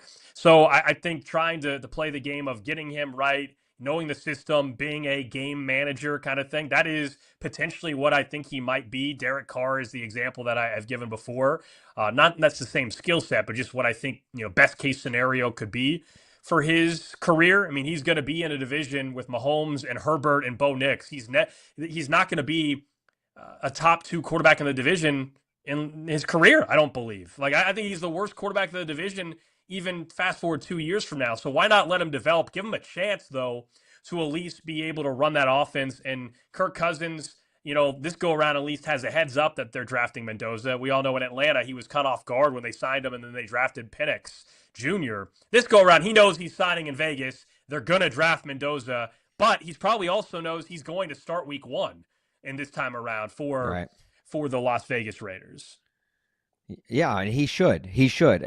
We put so much emphasis on the quarterback position, and yet we handle it so carelessly when we draft them. Right away, we're starting these rookies week 1, and we're throwing them literally. It's like tossing a nice prime rib into a lion's den. And that's what you're doing with these rookies. Because if you're drafting at the top of the NFL draft, if you're drafting a rookie quarterback, odds are you don't have the team around yet to have success. And so you're already throwing them into a terrible situation. If you throw Fernando Mendoza into this Raiders offense next year, he's going to get eaten alive. And while I agree with you, I don't think the ceiling is as high as, some of the greats that have sat behind the Aaron Rodgers, the Jordan Loves, the Drew Breeses, the Tom Brady's. I do still feel like his ceiling can be higher if you let him just learn under Kirk Cousins, who is a very good quarterback and has a lot that he could teach a guy like Fernando Mendoza. I just think why do we invest so much money and time into the quarterback position, and yet we don't, we try to eat the banana before it's ripe, right? Like we're eating it while it's still green. You have to let it turn yellow.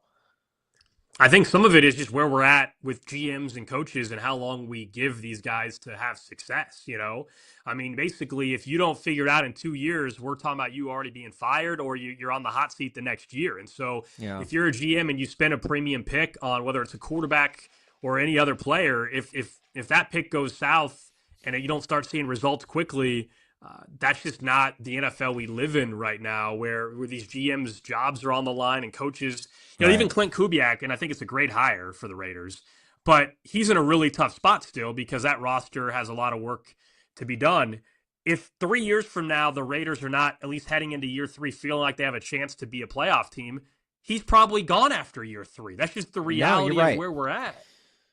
You're right, and the problem is good things take time. Good things, a lot of, we're trying to survive off of these microwave TV dinners when it takes a while to cook a really delicious meal. But you're right, teams and franchises really don't allow that time for things to build and to develop. And, we talked earlier in previous segment about Jalen Hurts and the Jeremy Fowler article that came out, and how many offensive play callers he has gone through just since entering the league in 2020. And that's more of the rule than the exception, right?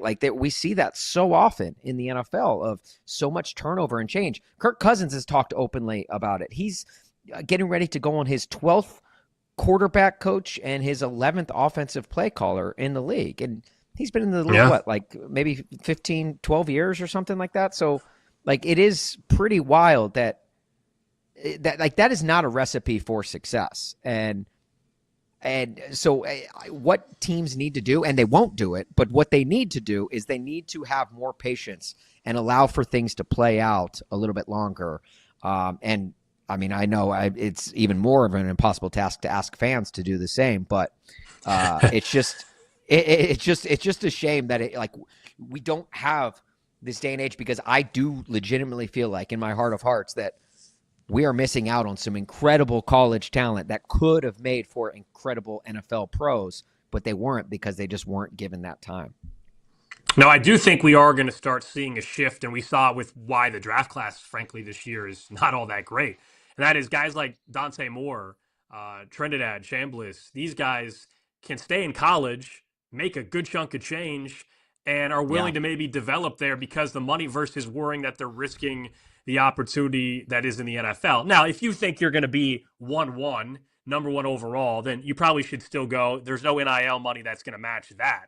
But otherwise, if you're Dante Moore and these other guys, I get why they stayed. And I think NIL has allowed them. It also means that players coming into the league in most cases are going to be older. It's just a different era of the NFL. Mm-hmm. Now, Mendoza is young. He's 22, but he's only started 35 games. And this is why, assuming the Raiders aren't just paying Kirk Cousins $20 million to sit on the bench next year, this is why you're patient with Mendoza, because he still is a pretty inexperienced quarterback that, yes, has accomplished a heck of a lot at Indiana and was so impressive and deserves all the opportunity that he's going to get in Vegas. Well, and that's one of the biggest concerns about Ty Simpson for NFL GMs is that he's only started, 15 games at the college level. And there is a correspondence between players starting, especially at the quarterback position, starting more games in college, having more success in the pros. Like if you stick around college for a while and you start more games, you will have more success in the pros. But I understand money speaks, and you got to jump on those opportunities if you're going to be, you get a high draft evaluation. But it really does. Like, it goes back to the dinner analogy. Really good meals take time to prepare, and the same is true for quarterbacks. But we just try and rush everything in this day and age, in this and I'm not going to blame the social media age, but it has sped up our lives, right? Like, it has brought everything to this microwave level of living, and we want things now. We got to have it now. And whereas you look back just 20 years ago in the NFL, and almost every single quarterback that had success, and not just success, but sustainable success, and had long careers where they, were always at the top of their game, almost all of them sat before getting thrown out into the league. The other big news item in the last 24 hours in the NFL was around Chiefs wide receiver Rashee Rice. The NFL concluded that he, quote, did not engage in conduct that violates the personal conduct policy. The investigation into accusations that his former girlfriend are now closed. There will be no discipline at this time. The NFL also, in another statement telling ESPN, there was insufficient evidence to support a finding that Rashee Rice violated the personal conduct policy. We all know he was suspended last year after being involved in a high-speed crash down in Dallas. There were criminal charges that prompt him to serve 30 days in jail at some point in time. I do not know if he has done that yet, by the way. He also has a civil suit against him from those victims in that crash that I do not know if he has paid out yet. This scenario that we're talking about now was around his former ex-girlfriend, mother of his children, that alleged some very serious domestic violence occurred. There were photos. She had an Instagram post. She then deleted the Instagram post. She then filed a civil lawsuit that had some very serious allegations that, if there was evidence, that very likely could have prompted him to not play in the league for a very long time. And I don't know the full reason behind it other than not sufficient evidence. He's not getting suspended for 2026. And from a football end, let's talk about that. That's a huge, huge update the Chiefs get 3 weeks before the draft. Because if he was going to get suspended after already being suspended 6 games, guys, we were talking about a year-long suspension possibly for Rashee Rice. And it's a contract year for him as well. So they know they will have their number one wide receiver, who I still would not give a long-term contract to, by the way. They will have him for 2026, along with Xavier Worthy. And we'll see if this alters their draft plan. Because if you would have told them that yesterday the news was, hey, he did violate the policy, he is getting suspended, then I think they would be forced at 9 to take a wide receiver, And so I think they still should take one in one of their top 3 picks, 3 top 40 picks. But now it gives them some more options that at least for 2026, they know they have Kelsey and Rice and Worthy going into the season, even if they don't make another move. Now, so you saying, you wouldn't re-sign him, right? You wouldn't bring Rashee Rice after this year back to Kansas City. Right. I mean, I was thinking the timing of this coming out was good for Kansas City because now it's like, okay, you don't necessarily need to worry about maybe drafting a pass catcher, at least high. Does that change that for you, though, if you don't want to bring him back after this year? Like, do you think the Chiefs still should go after a pass catcher? Yes. Because the Xavier Worthy experiment hasn't, I guess, filled out exactly according to plan. He hasn't been, I think, as good as they were hoping him to be. I still think he's a great playmaker, but do you think there's someone else that they should go after? And if so, are they doing it high in the draft? So Worthy has been a disappointment. Now, it's a big year 3. I'm still a believer in him. I think last year we all saw 3 plays into the season. He was hurt. He was playing with a harness on his shoulder all year. The whole offense was out of sync. And so I'm still not ready to write off Worthy, but you're 100% right. He has been disappointing. As far as drafting a wide receiver, yeah, absolutely. I mean, I would love for them to draft a Carnell Tate or Lemon or Tyson at 9. I also am fine with them going and drafting David Bailey or Reuben Bain if either are there at 9 as well. I think they should still consider a wide receiver with one of their top picks. And my reasoning for not signing Rice long-term is I understand in this case there's no suspension and there wasn't enough evidence. And, for his sake, that's great. And for the Chiefs' sake, that's great. I don't trust the guy. Sorry. Sure. That would be my reasoning as an organization. Now, will somebody else sign him? Yeah. Do I think he's a hell of a football player?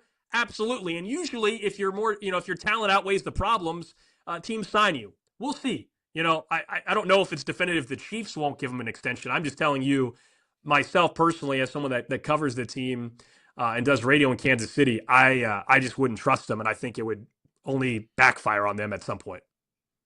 Yeah. No, it's interesting. And I do think if you do re-sign him, you are, or if anyone signs him, really, you're kind of playing with fire. Because if anything else happens, you're basically missing a year of him with the contract that you sign him to. He's Austin Huff. I'm Alex Gold here on BetMGM Gameday. Let's talk about some big injury news in the NBA that could impact what the Lakers do or do not do come postseason. We'll also get to a new trend I think that's happening in Major League Baseball with another debut yesterday with Connor Griffin in Pittsburgh. That's coming up right here on Westwood One Sports.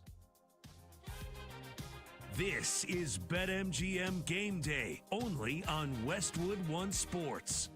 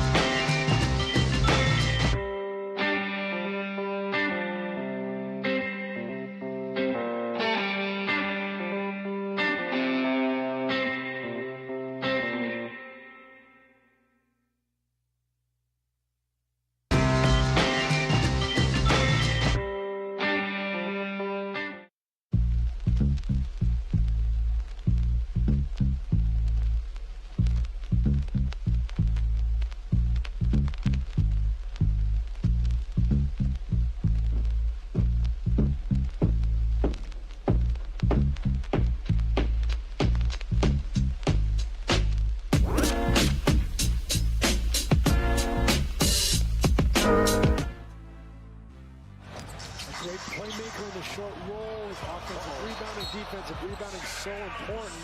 Oops. And let's hope this is nothing. He looks like he's in a lot of pain now. And we just had JJ telling us before the game that because they have been healthy, that hamstring, and he was grabbing in the first quarter, and he's still down. The bets, the breakdowns, the big games. BetMGM Game Day continues on Westwood One Sports. That, of course, was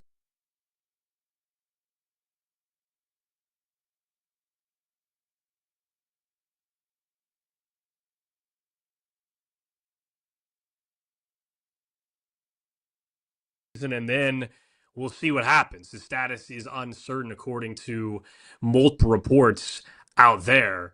And I think, this was something that we'll get into with the playoff impact because it's obviously massive for potentially a playoff series for them. But before we get into, I want to remind you guys, we'll get into the Final Four picks coming up in 20 minutes. We'll get our final picks, talk a little bit more about Illinois and UConn, also Arizona and Michigan. And don't forget, over at BetMGM, if you are looking for this time of the year and what it means for college hoops, well, you want to lock in for every game, as a matter of fact, and make your March moment when you bet with boosted odds. Activate your odds boost token for any March matchups bet, and you receive a bigger payout if your bet wins. Your March matchups odds boost token has already been dropped into your account. No opt-in necessary at a March matchups bet up to the specified maximum stake to your bet slip. Then activate the token, and if you win your bet with the token activated, you'll score extra winnings. So Austin, Luka, of course, he's had hamstring history. They even referenced in that one, in this particular game, he was already dealing with it going into it. Now he's out for the season. We don't know if he'd be available for that first playoff series for the LA Lakers. Can they win without Luka? In the playoffs is a different question, can whether or not LeBron just hold them afloat here in the final couple weeks of the regular season. I think the rest of the regular season, yes, LeBron and company can be all right. Can they win a playoff series without Luka? No. I think they would be an early exit. I do not believe at this stage of where we're at with LeBron that without Luka, this Lakers team in 2026 can win a series unless he's available. No, the Lakers had been finding their stride, and they've been finding how to work. And, to LeBron's credit, he found out, okay, he's not a number one or number two on this team anymore. He was fitting perfectly into that number three role. They were gelling. My wife's been watching a lot of The Pit lately, and so it's been on in the background. So I am essentially a doctor by proxy. And this grade 2 hamstring strain that Luka suffered it's an injury where you're normally out for about 4 weeks, at least a month. And I don't know if you know this or not, but the NBA playoffs, they tip off in 14 days. So I think they're going to have to at least get through one round without Luka. But you're right. I don't think they can, man. I just don't see them. They're an entirely different team when Luka is not on the court. And obviously they're building for their future. LeBron's probably not going to be there next year. They're building this entire team around Luka, and they've done a successful job at doing that. They're 16-2 in March. Luka was playing at an MVP level. In fact, he was playing well enough to get his name into the MVP race. And he scored the second most points in March in NBA history at 37.5 points per game.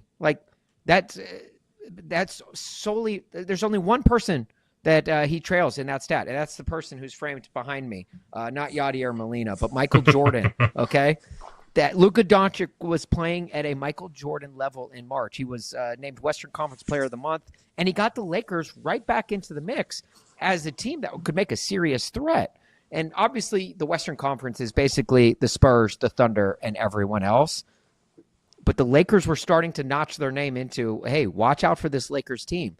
But without Luka, man, I don't see it happening. So I don't know if this is going to be one of those things where he can have that Patrick Mahomes success of getting back from an injury. I don't see it to be that because he has dealt with hamstring issues before in the past. And, going back to the rumors of when he left Dallas, his work ethic isn't always the best, according to, unnamed reports. So I don't see that being the case, which really kind of sucks. And I'm not a Lakers fan by any stretch of the imagination, but I do like to watch LeBron James play. and we're getting down to the end of LeBron James's playoff, like really the chapter of LeBron James in this NBA storybook, and I want to see him in the playoffs, right? Well, I'm worried that we're going to only get a handful of games at best now with this Luka injury. Feels like it. And, the updated odds, of course, have shifted for the West big time, at least for the Lakers with this news. I mean, not that the Lakers had the top odds. That, of course, is the Thunder, Spurs, Nuggets. But the Lakers are now 55-1 to win the Western Conference. And even with Luka, I don't think I was betting the Lakers to win the West to begin with, okay? Sure. So, maybe it's a moot point at this point. But if you were looking at the odds, the Thunder are minus 140, the Spurs plus 270, Nuggets 7-1, T-Wolves 22-1, Rockets 35-1. With Luka, the Lakers had the ability to Leroy Jenkins the Western Conference playoffs, right? Like, do you remember that old viral video of the guys playing of course World of Warcraft or whatever it was, and they were all huddling up, coming up with a plan to, okay, this is how we're going to attack it. And, the Western Conference was basically like, okay, we're going to get the Spurs, we're going to get the Thunder to meet in the Western Conference Finals. Well, the Lakers were coming on strong as of late. They were just Leroy Jenkins just right into the Western Conference playoffs, and they were going to completely shake things up and throw everyone for a loop. Well, now it seems like we're going back to the original plan of Spurs and Thunder in the finals, which won't be a bad thing. I mean, look, they're two great teams. You get Wemby and Shai Gilgeous-Alexander. Like, sure, I'm in for that. But I did like the idea of like the Lakers kind of mixing it up a bit. Well, sure. I mean, the drama of that. I mean, as you said, LeBron, we're down the home stretch here. I think he's coming back for another year, but we're getting to the point where we're about done.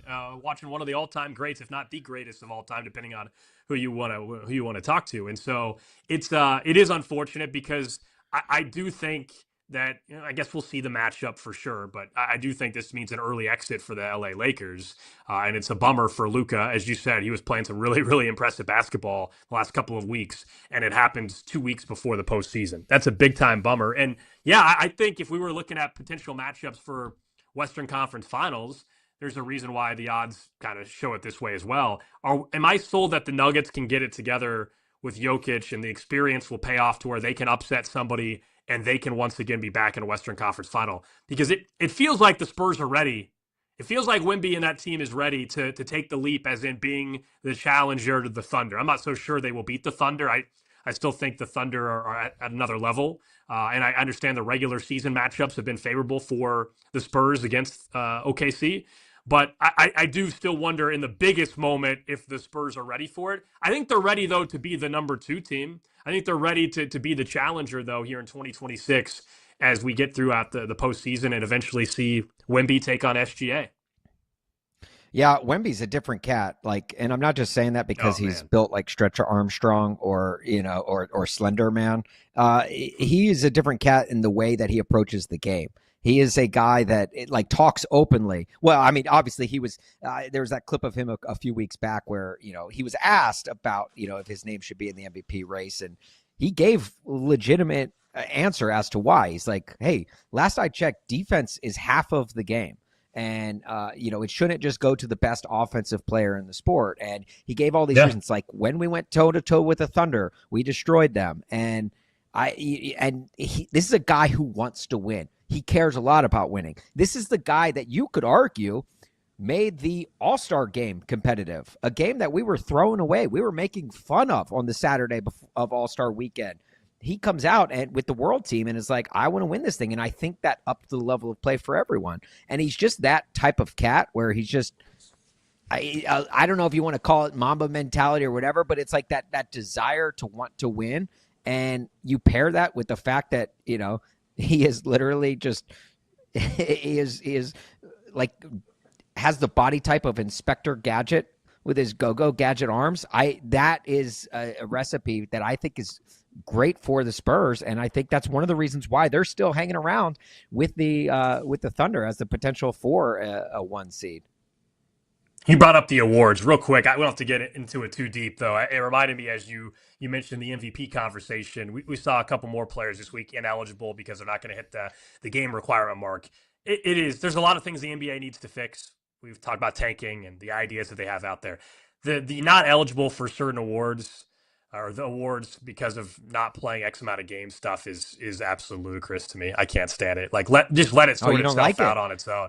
I can't stand Oh, it. really? No, and I know. See, like, I love it. Yeah, and I know. I love it I just don't like because it it at gets all. the guys. It gives the guys incentive to play. Like if you want to win MVP, look, you got to show I up and play know. because that has become an issue in the NBA over the last few years. It has. It definitely has. We've talked about tanking and load management and everything like that. I just think, to me, it's like a lot of that sorts itself out. I mean, I know the NBA is different than the NFL, but at some point, the voters will look, hey, you didn't play enough games. I don't, why are we voting? We're not going to vote for you. But if everybody still acknowledges that, all right, you didn't meet the threshold by a game or two, but we know clearly you're the MVP that year, or you're the defensive player of the year that year, or whatever it may be. Like I don't think the one or two game difference should be that. Maybe the threshold needs to be lower. I know why we have it, but I think it's a terrible rule. I think it sucks. We're pretending that somebody's not. We're pretending that somebody's not the best player at that because of we don't like that there might be some load management involved. I don't think the NBA, I don't think they wanted to do this. I don't think they wanted to set this rule in place, but there was a problem and it was a growing problem. And credit to the NBA. They're one of the most progressive leagues out there where they will alter things if they see them not working. If there's a screw loose on their airplane, they will get it fixed while it's flying in the air. That the NBA is, they saw a problem and they said, okay, look, if you aren't going to suit up, if you're going to do some load management, well, that will take your the ability for you to win some postseason awards. I respect, as a fan, obviously, I respect that because when I go and see the Lakers take on the Bulls at the United Center, I want to see the LeBron Jameses. I know. I just think it's a goofy rule. That's all. I just think it's goofy. Kate Cunningham's, now that he's out for another week, he's ineligible for end of season awards. I don't know. I think it's kind of goofy, but I understand why. Right. Why? And by the way, I think we're up to where Jokic can only miss one more game before he's ineligible. Yeah. Right. Kawhi's and so a that game gives away. Wemby's gives us 2 some to games watch away. down Like, the stretch. I mean, yeah. Look, it's getting down to the nitty gritty. It's like, are these guys going to suit up? Stay tuned. Find out next. Coming up next, though, let's talk about tonight, man. Final Four, a few hours away in Indianapolis. Illinois, UConn kicks us off, and then we got Arizona and Michigan. We'll give our final bets around these games, and who will we be watching on Monday night in the national title game? That's coming up right here on Westwood One Sports. You're locked into BetMGM Game Day, Westwood One Sports.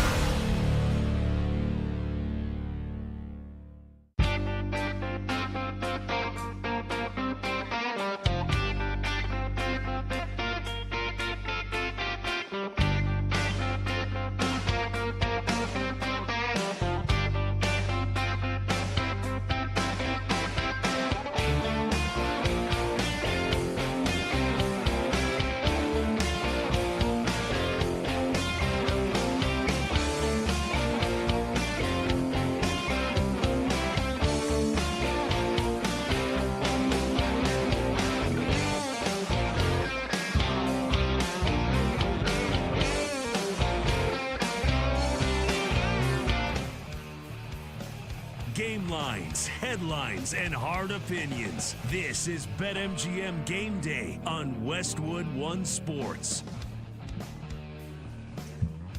This segment sponsored by Progressive Insurance. Save on commercial auto insurance from Progressive. Get a fast quote at progressivecommercial.com. Alex Gold, Austin Huff with you. Final 20 minutes or so left on the show before we hand things off to Johnny Mallory. I believe he's filling in right after us. He will take you through the action, leading up to the action, I should say, and through the beginning, I guess, of the Illinois-UConn game as well.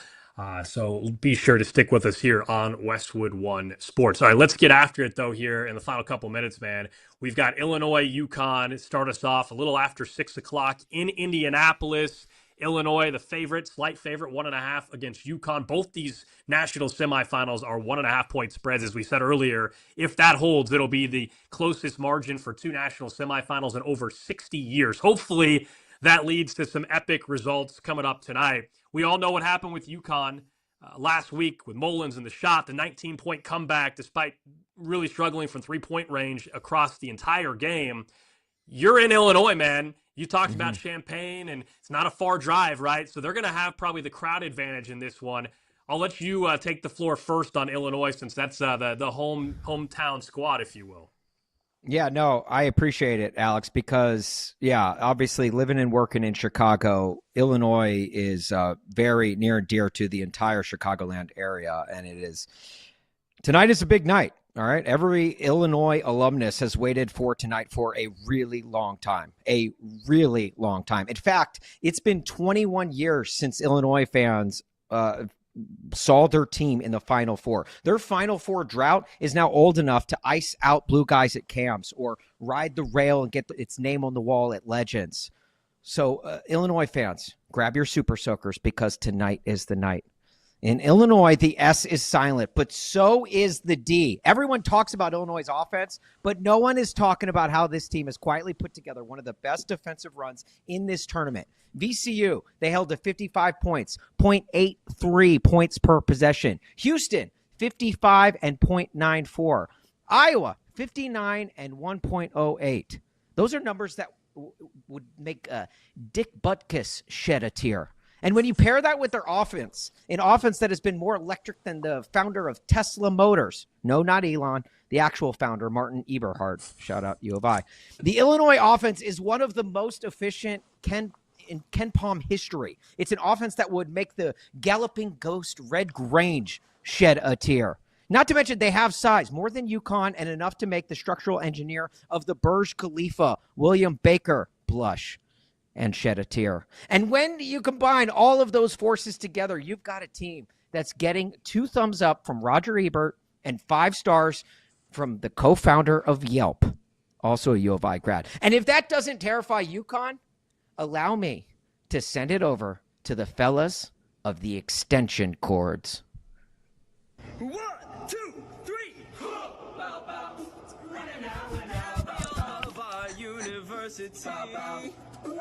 What is this? Come on, boys. We're gonna make you our victims of friendly competition. Radio friendly, I love it. That's good enough for me. Yeah, me. It's time we get some R-E-S-P-E. Singing I love Illinois. It's the greatest school in the country, baby. I love Illinois. So come and hang around the court with me. Come on, give it up for What the was extension that? cords. What was if that? If UConn's not shaking in their boots right now, I don't know what. They're not listening because Illinois is coming for that crown tonight. And now I think the extension cords single-handedly earned Illinois their RESPECT that they were demanding for in that song. Wow. I mean, I had not heard that. That was terrible. I've not heard that. And I will say I was picking Illinois. In fact, I think, full disclosure, I think there's audio and video of me in the first hour saying Illinois is winning. Don't that, you I do cannot it. Pick them. No, don't. Yeah, I'm going UConn now. Yeah, all right, I'm going UConn now. I can't pick Illinois after that. I'm going with the Huskies, unfortunately. A Scooby-Doo-Wop, a Scooby-Doo-Wop. They're gonna sing a song at your expense next, Alex. I mean, the last time I heard a song that bad was when your alma mater had the "We're Busting In" and the SEC crap that they put out there. Oh, yeah. Look. I come from the University of Missouri. We know terrible songs, okay? And so, and this was not one of them, okay? This puts this is like a Glee on steroids right here, and I love it. Shout out to the extension cords. I can't wait for their next performance to drop after they advance to the national championship. Yikes. Yeah, I mean, look, I think this game, while it is a bit of the tease for the showdown later with Arizona, Michigan, I'm fascinated to see, what matchup truly bears out here. Because I think on paper, yeah, Illinois is the better basketball team. Illinois should win. They've got the scores. But Dan Hurley, in these moments, Yeah. man, No. he finds it. He finds the way to win. 19-point comeback. His team doesn't quit. They keep on grinding. They could get down against Illinois, and their team has belief that they can come back. Who else is going to step up for UConn in this particular game? That's my question. The total is 139.5. I'm actually, from a betting angle, going to wait and bet this live. If UConn gets down early in the first 10 minutes or so, and all of a sudden Illinois is up 6 or 7, I will bet UConn live. That's kind of my betting plan. Whereas I have a pregame bet on the late game, Arizona, Michigan. We can get into that here in a second. No, it's a great point. And Tim Brando brought up a great point as well. It's just the experience that Dan Hurley brings. Like, it's because it's a totally different game when you go from the regionals to the big stage of the Final Four. He goes, everything is magnified. Everything is so much bigger and grander. And it's like that for the players as well. And if you can hone that in, that is a skill in and of itself. And that's a skill that we know that Dan Hurley has. We don't know if Brad Underwood can do that. All right. He hasn't been able to prove that yet. He hasn't had the ability, the opportunity to prove that yet. But with the way he's had their team playing defensively, if they can keep that up, I like their chances. I think what the over-under is at 139.5, according to BetMGM. I'm willing to take the under in this game just because I think defensively, one, when you play in these large stadiums, it's harder for guys to shoot because, your depth perception is off and everything to begin with. But you pair that with the way Illinois has been playing defensively, I think you got to hit on the under in this game. Yeah, no, that's a good point. Last week we had Illinois under in their Elite Eight matchup. The game went under. The only reason why I'm thinking live bet here is right now I'm getting 1.5 points on UConn. If they get down early and all of a sudden I can get UConn +4 or something like that, I just think that's a good opportunity to at least get that particular bet to cash. All right, the late game tonight, and it could be very late depending on how tight this first game is. That is Arizona and Michigan. It's the headliner. I think this is a game in which the national champion comes from. The winner of this one, Michigan, is the favorite at minus 1.5. The total much higher than the first game, 157.5. I mentioned this earlier. I'm just not backing down on Arizona. I picked them pre-tournament. I think they entered healthy and the best team in the country. To this point in time, they have looked that way. I think in this particular game, the question that I have for Michigan is who else steps up? Their guards are going to have to, because Yaxel has been sensational. There's a reason why he's the favorite to be the most outstanding player in the Final Four this weekend in Indianapolis. But one team that has the size, or at least the interior defense, to slow down, not shut down, but slow down Yaxel, is Arizona. So, all right, maybe Tim Brando's right, and Yaxel, they have him out on the perimeter a bit more, and they try to have some different looks. And I think there's a good chance Dusty May does that. But the guards are going to have to perform at the perimeter for Michigan to beat Arizona. I think the interior looks are going to be tricky for Yaxel. It's why I would look towards the under as well for his point total, which is around 17 or so for the game tonight. So I'll take the Arizona Wildcats to get it done. I'll take them on the money line at minus 105. Yeah, I see, and I'm leaning it just slightly in Michigan's favor. Arizona has been so great and efficient from two, as we've seen all year, and they get to the free throw line, which I think will be huge in this game. But I just something about Michigan, man. And Dusty May has got his guys rolling. They very narrowly took down Duke in DC earlier this year. I just feel like, I don't know. I think Michigan edges this one out just slightly, but it is. We were talking about it earlier, Alex, of like, you can't really call this one the main course, the appetizer, because the Illinois UConn game is going to be really good as well. But this is definitely just slightly better, and it is nice that this is the nightcap for what should be two really good games this week. Because I don't know if you felt like this, but like in the Elite Eight, Sweet 16 and Elite Eight, there were kind of a lot of blowouts, a lot of 10-point plus wins, and the UConn Dukes were the exception to the rule. I just hope we get two really close games tonight as a casual observer without a dog in the hunt. Yeah, absolutely. Yeah, I mean, I think that's what most people are hoping for, and the Elite Eight delivered, and I'm hoping that's the case. We get these top matchups, and the spreads being what they are, hopefully is a good sign and indication. I was looking at some other betting opportunities though for this game and for both these games, so you can do exact results. So sounds like you're going Illinois and you're going Michigan to be in the national title. We're not going to have a show together before we get there. In that sequence, who would you take, Illinois or Michigan? I think just Michigan's. I think Michigan is one of the best teams in the country. So that's I the think favorite, Arizona's plus 380. I think you can. Yeah, I think Arizona's the 380. second best team in the country. So yeah, it's kind of. I think it's really whoever wins from that region is going to bring home the crown. Michigan over Illinois is plus 380. Arizona over Illinois is plus 420. If you think UConn gets involved, then all of a sudden you get into an Arizona UConn plus 480 or Michigan over UConn at plus 470. So those are how we see these matchups coming up in the Final Four tonight in Indianapolis. If one thing we did not talk about yet today, mainly because we don't have a normal 5-hour show like we normally do, but if Dan Hurley loses tonight to Illinois, does he try and fight Brad Underwood? Is that a UConn thing across the board, or is that just with Gino Auriemma?